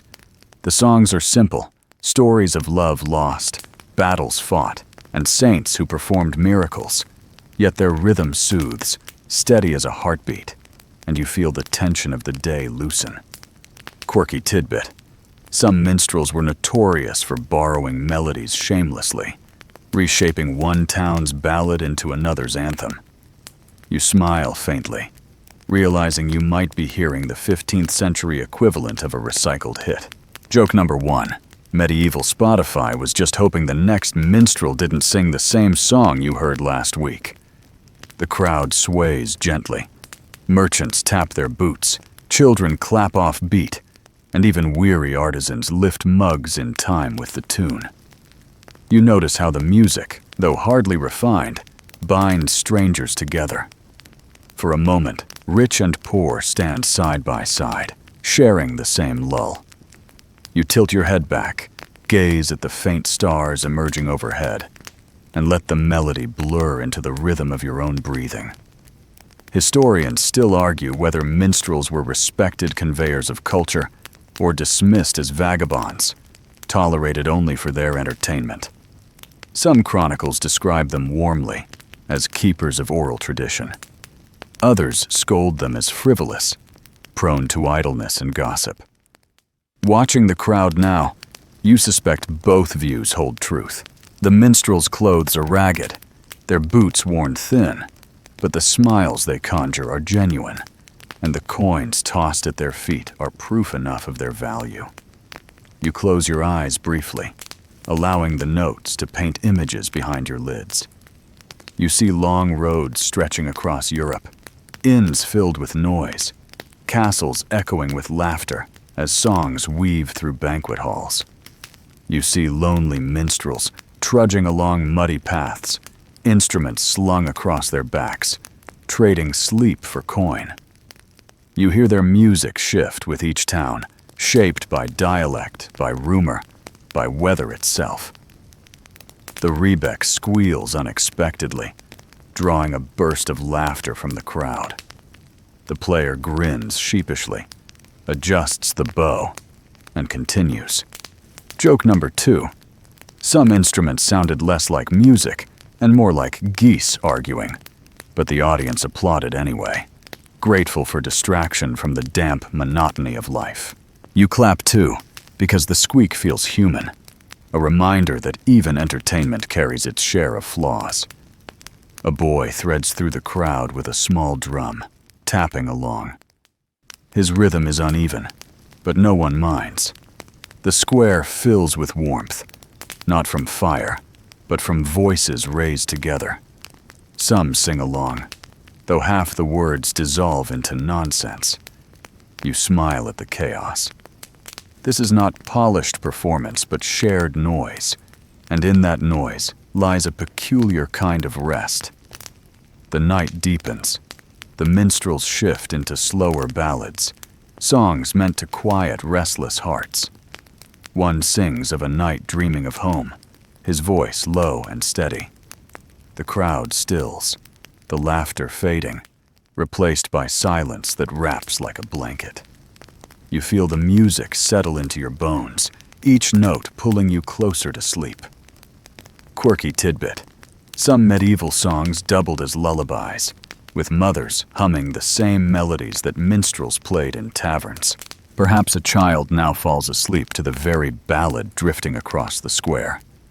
Historians still argue whether these songs carried deeper meaning, hidden political critique, or satire disguised in rhyme. Listening closely, you think you catch a barb about a greedy tax collector, slipped into a verse that makes the crowd chuckle. The line is gone as quickly as it came, swallowed by melody, but the laughter lingers. You realize minstrels, in their own way, were chroniclers too, stitching truth into tunes. The hour grows late. One minstrel yawns mid-song, earning a cheer from the crowd. Joke number 3. Perhaps the surest mark of a successful lullaby is the performer dozing off before the audience. The crowd chuckles, tosses a few more coins, and slowly disperses into the night. Lanterns flicker out one by one, their reflections rippling across dark canals. You walk back to your workshop, the notes of the last ballad still circling in your ears. The street is damp, stones slick with mist, and your boots slip as you step onto the bridge. You pause there, gazing into black water, listening as the music fades completely into silence. Only the bells remain, tolling softly, marking the hours as they always do. Back inside, you settle onto your pallet. The straw crunches, cold pressing in once more, but the echoes of song soften the discomfort. You pull the blanket high, close your eyes, and hum a fragment of melody into the dark. The sound comforts, steady as your own heartbeat, carrying you into dreams. And in those dreams, minstrels walk the streets still, their instruments glowing faintly, their voices soft as the night itself. You drift, lulled by music that stretches across centuries, into slumber as quiet as the canals of Bruges. The faint echoes of minstrels fade into silence, and the bells toll once more, carrying you into another day in Bruges. You rise stiffly from the straw pallet, cloak wrapped tightly around your shoulders, and step into the damp air of the street. The canal glimmers faintly beneath pale sunlight, and merchants already bustle, shouting prices over the clatter of carts. Yet your mind is not on fish or wool today. Instead, whispers drift through the city, murmurs of kings and nobles who cannot sleep, of courts where insomnia is as much a burden as war or politics. You follow the gossip to a tavern where merchants huddle near the hearth, mugs of ale steaming in the chill. They speak in hushed tones, as if the subject itself is dangerous. One mentions Charles VI of France, remembered for sleepless nights and troubled visions. Another mutters about English kings pacing their chambers, too restless to rest, haunted by debts, wars, and shadows. A mainstream historical fact. Royal insomnia is well documented, with chronicles noting rulers unable to sleep for days, their health and judgment fraying in the process. Insomnia was not just a private torment, but a public problem, affecting decisions that rippled across kingdoms. You sip weak ale, listening. The talk deepens, slipping from fact into rumor. Some insist that sleeplessness was a punishment from God, a sign of guilt for sins. Others whisper that it came from poisoned food or malicious magic, a hex laid upon rulers by enemies. Historians still argue whether such accounts were accurate descriptions of illness, exaggerations by chroniclers, or convenient political propaganda. You watch the merchants' faces, their eyes wide, each clinging to his preferred version. Leaving the tavern, you walk through the square. The bells toll again, their echoes sharp in cold air. You imagine a king, far away in his chamber, flinching at similar bells. You picture him lying on a feather bed, sheets perfumed with herbs, yet staring into darkness, unable to close his eyes. Wealth cannot purchase rest when the mind rebels. Joke number 1. It is oddly comforting to know that kings, with all their power, still lost battles against the same enemy that haunts you after too much ale. Sleepless nights. You pass the cloth hall, its stone walls looming, and continue toward the church. Inside, the air is cool, heavy with incense. You kneel briefly, gazing at painted saints who seem perpetually serene. You wonder whether kings prayed the same way, begging for sleep as much as salvation. Quirky tidbit. Medieval physicians sometimes prescribed ground gemstones or potions made from lettuce, poppy, or even vinegar-soaked bread to cure insomnia. Nobles swallowed them desperately, though whether they worked is doubtful. You smirk, imagining a king, crown askew, chewing soggy bread at midnight, convinced it might coax him into slumber. The bells toll again. The sound reverberates through the church walls, sinking into your bones. You realize that in every class, from peasant to prince, bells mark the hours of rest and waking. For you, the bells are routine, a background hum. For a king, perhaps each toll is another reminder of sleepless failure. Historians still debate how much insomnia shaped politics, whether sleepless rulers made rash choices that altered history. You suspect the truth lingers in both silence and mistakes, the kind never admitted openly. As evening drapes the city, you return to your workshop. The candle flickers, threads waiting, but your mind drifts back to the kings. You imagine their chambers, tapestries on the walls, feather beds piled high, servants standing quietly at the door. Yet in the stillness, the ruler tosses, eyes wide, mind gnawed by worry. You think of embroidered pillows, golden threads forming crowns and coats of arms, and how useless they must seem when sleeplessness reigns. Joke number 2. Crowns may glitter in daylight, but at night they make terrible pillows. You set your needle aside and stretch, shoulders aching. The room smells of wax and smoke, familiar yet weary. You lie down on the straw pallet, pull the blanket close, and close your eyes. Darkness folds around you, but your mind refuses to still. You think of debts unpaid, of work unfinished, of saints yet unstitched. The silence grows loud, a buzzing in your head. For the first time, you feel a shadow of the royal burden, insomnia as tyranny over body and mind alike. Quirky tidbit. Some courts employed musicians to play softly through the night, hoping melodies might coax sleep. You imagine minstrels tiptoeing into chambers, plucking lutes for exhausted kings. Perhaps the notes worked, or perhaps they only added another layer of noise. You hum softly to yourself, recalling the tunes from the square, but sleep hesitates at the edge of your mind. The candle gutters. The room dips into shadow, the beams above vanishing. You shift restlessly, straw crackling beneath you, each stalk a needle pricking into your side. You roll, sigh. Roll again.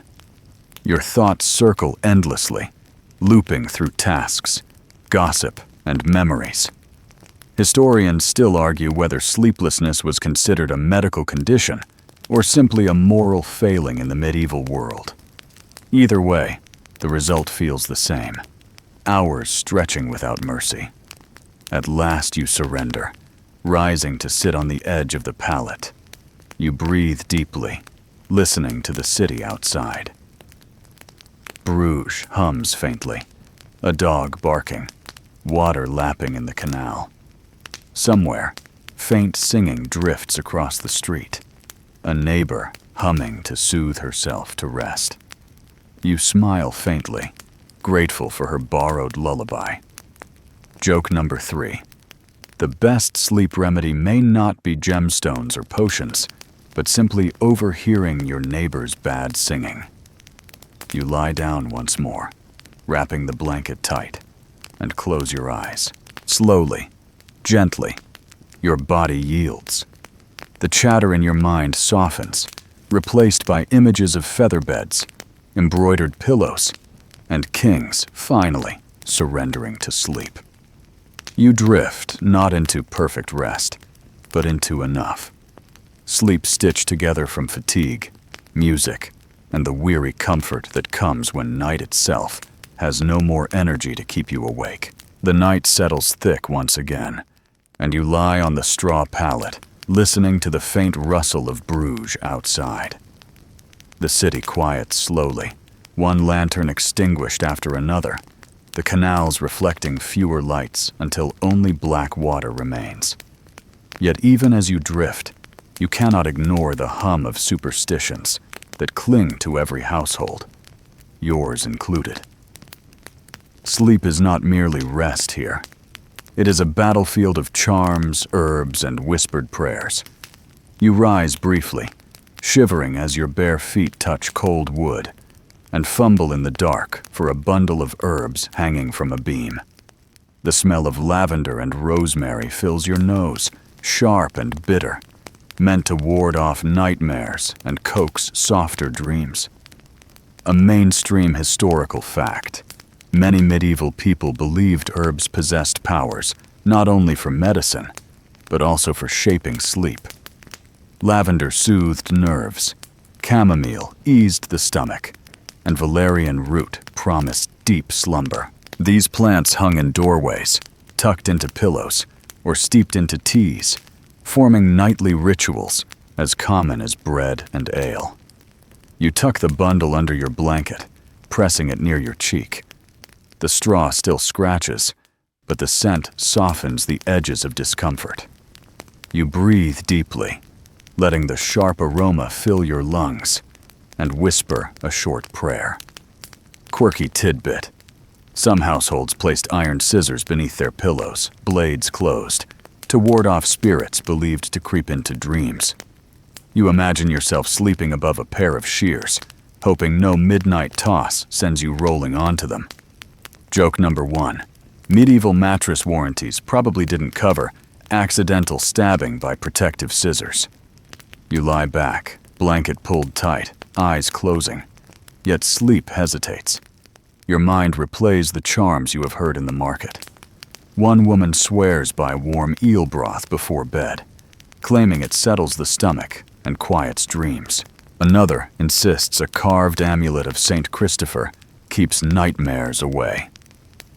Still others rely on rosaries clutched tightly until sleep finally takes them. Historians still argue whether these practices brought genuine comfort or simply acted as rituals to quiet restless minds. You suspect both, because even imagining safety can be enough to lure sleep closer. The candle flickers low, smoke curling toward the beams. Shadows dance across the walls, and you remember another superstition. Never fall asleep with a candle still burning, lest spirits follow the flame into your dreams. You reach out, pinch the wick, and plunge the room into darkness. The air feels heavier without the glow, silence pressing in. Your breathing grows louder in your own ears. You think of the bishop's feather bed across town, perfumed with rosewater, his sleep guarded by relics placed carefully on a bedside table. Relics of saints were said to keep away nightmares, their presence strong enough to chase demons. Quirky tidbit. Some noble families placed tiny fragments of bone or cloth, said to belong to saints, inside their pillows as protection. You imagine rolling over and feeling a hard splinter jab your cheek. Joke number 2. Nothing like being poked in the face by holiness while trying to sleep. The wind rattles the shutters, and you whisper again to yourself. The chant is half prayer, half charm, words learned in childhood. You murmur them rhythmically, letting the repetition soften your thoughts. Outside, the bells toll, their sound muffled in the thick night. You roll onto your side, the herb's scent clinging close, and finally, your body begins to release its tension. Dreams arrive slowly, blurred at first. You walk along the canal, lantern in hand, but the water glows faintly, as if filled with stars. Voices drift from doorways. Neighbors whispering charms, mothers humming to children, men muttering prayers against spirits. You feel as though the whole city breathes together, united not in faith alone, but in superstition that ties waking to sleeping. Yet dreams are never steady. A shadow moves across the canal, long and thin, shifting unnaturally. You clutch the lantern tighter, muttering the words of your charm again. The shadow vanishes.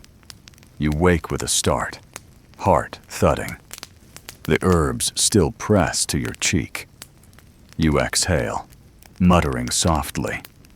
Perhaps the superstition worked after all. Historians still argue whether such rituals reveal fear of demons, medical ignorance, or simple human creativity in the dark. To you, the truth is that fear itself demands ritual. You lie back down, your mind calmer now. The air smells faintly of smoke and herbs, mingled with the earthy tang of straw. You shift, curling tighter, blanket tucked under your chin. Outside, a dog barks, then falls silent. Somewhere, water laps against stone. Bruges breathes on, but you feel insulated within your charms, fragile though they are. You drift again. This time, saints appear in your dream, embroidered figures glowing faintly, their halos like candles. They press herbs into your hands, lavender, rosemary, mint, and whisper blessings you cannot hear clearly. Their voices are muffled, like bells underwater. You nod, tuck the herbs into your cloak, and follow them into darkness. Joke number 3. In your dream, you realize even saints know you won't sleep without a little lavender. You wake once more, though only briefly. The room is still dark, the air cold.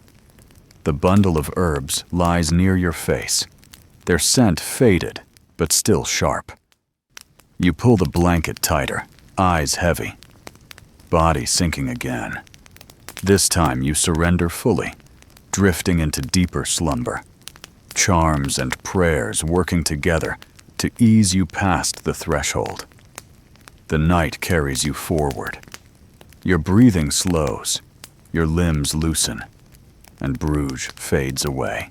You are left with only the rhythm of your own breath, the faint scent of lavender, and the fragile comfort of believing, just enough that superstition has given you peace. The bells toll again, low and heavy, tugging you from sleep as dawn seeps unwillingly into Bruges. You groan softly, rolling against the straw pallet, each stalk scratching like a reminder that night never lasts long enough. The blanket has slipped half off your body, cold air pressing against your back. You pull it up with clumsy hands, rub your eyes, and listen to the city stirring. Water splashes faintly in the canal outside. Boots slap on wet stones, and shutters creak open one by one. Another morning arrives, whether you are ready or not. You rise slowly, joints stiff, and shuffle to the window. The air that rushes in smells of damp earth, wood smoke, and faintly of fish, carried from the market square. Light breaks lazily across rooftops, gilding chimney tops with pale gold. You lean against the frame, weary eyes half-lidded. A mainstream historical fact. Medieval mornings began early, often long before sunrise, with bells summoning clergy to prayer and townsfolk to labor. Daylight was precious, and work could not wait. Yet no matter how many centuries pass, one truth remains. Morning always feels too soon. You wash your face with cold water from a basin, the chill jolting your senses awake. The reflection staring back is pale and groggy, hair matted from restless sleep. You smirk faintly. Joke number 1. Medieval mirrors may have been polished metal, but even the best glass could not hide bedhead. You tug a cloak around your shoulders, grab your embroidery frame, and prepare to face another day. The street is already crowded. Merchants shout prices, children chase geese, and apprentices hurry along with baskets of wool. You trudge past them, boots slipping against stones damp from night mist. The bells toll again, louder this time, their echoes rolling through narrow alleys. The sound presses against your skull, equal parts guide and nuisance. You wonder if monks centuries from now will ever understand the irritation of being woken daily by clanging metal. You pass a neighbor leaning in her doorway, yawning so wide you nearly do the same. She laughs weakly and mutters that she feels as though she never slept at all. You nod in sympathy, clutching your cloak tighter. Quirky tidbit. Medieval people often referred to morning grogginess as sleep drunkenness, a term that sounds poetic, but feels painfully accurate as you stumble toward the market. The square is alive again. Stalls bloom with goods, their canvas awnings flapping in the wind. Fish glisten on tables, their scales catching faint light, while loaves of bread steam gently. The smell of onions, fish, and freshly cut wood fills your nose. You weave through the crowd, listening to fragments of conversation. Many complain of poor sleep, of dreams too vivid, or of bells ringing too often. You realize, with faint amusement, that centuries change little. Morning grumbles are eternal. Historians still argue whether early risers of the medieval world embraced dawn with energy or shuffled through it resentfully. Judging from these faces, resentment won more often. You buy a small loaf of bread, the crust crisp beneath your fingers, and chew slowly as you walk. The yeasty warmth comforts your stomach, though it does not erase fatigue. Across the square, apprentices rub their eyes while sweeping stalls. Merchants lean heavily on tables, and even children seem slower, their play subdued. Morning has arrived, but the city wears its weariness openly. You return to your workshop and settle onto the bench. Threads gleam faintly in the light that filters through shutters. You push the needle through fabric, golden silk catching the glow. The rhythm steadies you, though your eyes still blur with exhaustion. You pause to stretch, rub your temples, and yawn so wide your jaw cracks. Joke number 2. Nothing proves the universality of humanity like the contagious yawn. One medieval artisan starts it, and soon the whole workshop follows. The bells toll again, their sound insistent. You sigh, half amused, half exasperated. Their rhythm structures the city, dictating prayer, work, and sleep alike. Yet in moments like this, the bells feel less like guides and more like nagging overseers. Quirky tidbit. Some townspeople complained so bitterly about the noise of bells that disputes arose over who had the right to ring them and when. Bruges itself was not immune to such arguments, as churches competed for control of time itself. The day drags.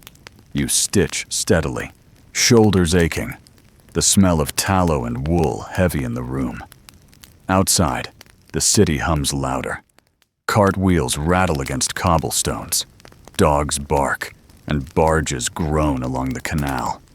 Children shriek in laughter. Merchants shout prices. And over it all, the bells toll. Steady as breathing, the noise seeps into your work, your needle rising and falling in time with the rhythm. By midday, the market grows raucous. You step outside briefly, stretching limbs stiff from hours of embroidery. The air smells of roasted meat, onions, and damp wool. A man naps openly against a wall, cloak pulled over his face, ignoring the bustle around him. You envy him, though you smile faintly. Historians still argue whether medieval people relied heavily on naps to make up for fragmented sleep. Evidence suggests they did. grabbing rest whenever possible. Watching the man, you suspect the argument is already settled. Naps are survival. You return inside, finishing the halo you began the day before. The thread shimmers faintly, each stitch a glimmer of light against coarse linen. Yet your eyes blur again, fatigue pressing like a weight behind them. You pause, set the needle down, and rub your face. Joke number 3. Perhaps embroidery was designed less for devotion and more as a test of who could stay awake longest without stabbing themselves. As the day wanes, the bells toll again, this time marking evening prayer. Shadows stretch across the room, the light dimming to a pale gold. You put aside your hoop and step outside, cloak pulled tight. The square glows faintly with lanterns, their reflections shivering in dark canals. The air smells of smoke and damp earth.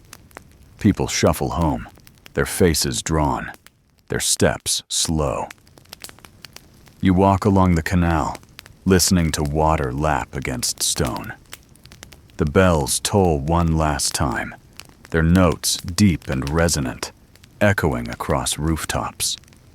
You pause, leaning against the bridge railing, and watch the water shimmer faintly in fading light. Morning felt eternal, but now the day has slipped away, leaving only weariness behind. You return to your workshop, the straw pallet waiting. You spread the blanket across it, lower yourself carefully, and pull it up tight. The straw crunches, poking into your ribs, but you sigh in relief regardless. Your body is heavy, eyelids drooping. The bells echo faintly still, their rhythm etched into your bones.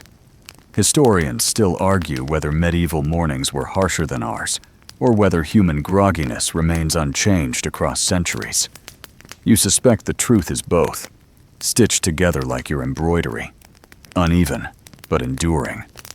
Your breath slows, the blanket warm against your skin, the straw shifting beneath you. You close your eyes, letting the day's noise fade into silence. Bruges hums softly outside, the bells at last quiet, leaving you with only the rhythm of your own weary breath. The night falls once more across Bruges, the city folding itself into darkness, the canals black mirrors that hold faint lanterns like scattered stars. You sit at your bench, the embroidery hoop resting in your lap, golden threads catching the last glow of the candle. Your shoulders ache, your hands tremble slightly, but you keep stitching, each pull of the needle binding together more than cloth. You realize that your life, measured in nights and days, in bells and dreams, is also embroidered, stitched into the fabric of the city itself. You think back to the cave where humanity's first sleep curled against stone, fires burning low. You remember Egypt's reed mats and perfumed temples, where dreams spoke with divine voices.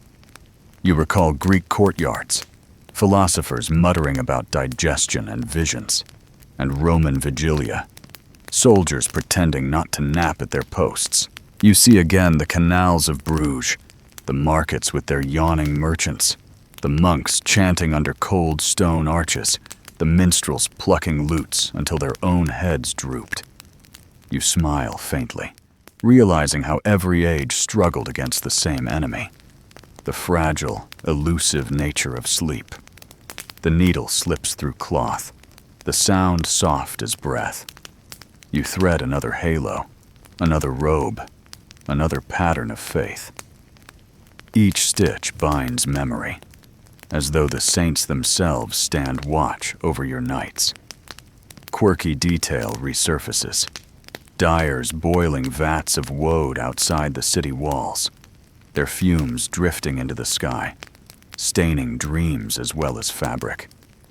You chuckle, imagining that saints, bishops, and kings all breathed the same pungent air before collapsing into beds of straw or feathers. Joke number 1. Even holiness could not escape the smell of cabbage dye. The bells toll faintly, marking another hour, each note a reminder of time slipping forward. You pause, rubbing tired eyes, and wonder whether history itself is a long, segmented sleep, punctuated by awakenings, naps, and restless hours. Historians still argue whether fragmented sleep was natural rhythm or forced necessity. But you sense the answer matters less than the continuity. The world changes, yet people still curl into whatever bed they have, still chase dreams they do not understand, still rise reluctantly at dawn. You lean back, stretching sore arms, and gaze at your work. The embroidered bishop stares sternly, his halo gleaming. You smirk, recalling how he snores through sermons, yet here he looks eternal. Joke number 2. Embroidery may be the only place where bishops manage to stay awake indefinitely. You set the hoop aside, the thread gleaming faintly, a soft glow in the candlelight. Your thoughts drift further, kings with insomnia, nobles clutching relics under pillows, peasants curling into straw pallets, children soothed by lullabies, monks chanting through drowsy yawns. Each fragment joins the tapestry of memory. You see your own life threaded among theirs, a single stitch in the endless fabric of human sleep. Quirky tidbit comes again, scissors under pillows to ward off spirits, charms whispered in darkness, eels simmered into broth for sweeter dreams. You smile faintly, imagining all of history's absurd bedtime remedies stacked together, none more effective than exhaustion itself. You rise from the bench, step to the window, and push open the shutters. Cold air rushes in, carrying the smell of damp stone and distant wood smoke. The canal lies still, its surface trembling faintly under the reflection of stars. You rest your elbows on the sill, gazing at the quiet water. Bruges hums faintly even at this hour, but the noise softens, as though the city too drifts toward slumber. You close the shutters again and return to your pallet. The straw rustles as you lie down, blanket drawn to your chin. Your body aches, your mind hums with fragments of chants, songs, gossip, and golden thread. Yet as your eyes grow heavy, you realize that your work is not only embroidery, but memory itself, woven into centuries of sleep. Joke number 3. If history is a bedspread, then your stitch is the corner patch, poking slightly, but holding everything together anyway. You breathe slowly, listening as silence thickens. The bells fade into distance, the candle gutters, and darkness closes gently. You sink into sleep, the saints watching over you, the canal whispering outside, the whole city breathing in rhythm. Threads of memory, stitched across time, wrap you softly, and you drift into slumber that belongs not only to you, but to every sleeper before and after. The hours stretch softly now, unhurried, each breath longer than the last. You feel the edges of thought loosening, the city fading into a distant murmur. The canals lie still, shadows lengthen, and the air cools gently, brushing against your skin like linen dried in slow sunlight. You are safe here, carried by the rhythm of centuries, where every voice that ever sought sleep finally settles into silence. Your body slackens, the weight of blankets soothing rather than heavy, the straw beneath you softening into something cloud-like. The faint hum of bells dissolves into memory, leaving only a deep quiet. You breathe steadily, each inhale a wave, each exhale a retreating tide, smoothing every rough edge of the day. All that remains are threads, delicate and endless, weaving softly through darkness. They pull you into calm, stitching comfort across your chest, stitching rest into your limbs. Each moment slows, stretching, melting into the next. Time itself sighs, no longer insistent, but gentle, forgiving, patient. And as you drift further, the night folds around you, warm and still. The canals dream quietly, the city exhales, and you are carried downward into calm, into softness, into sleep.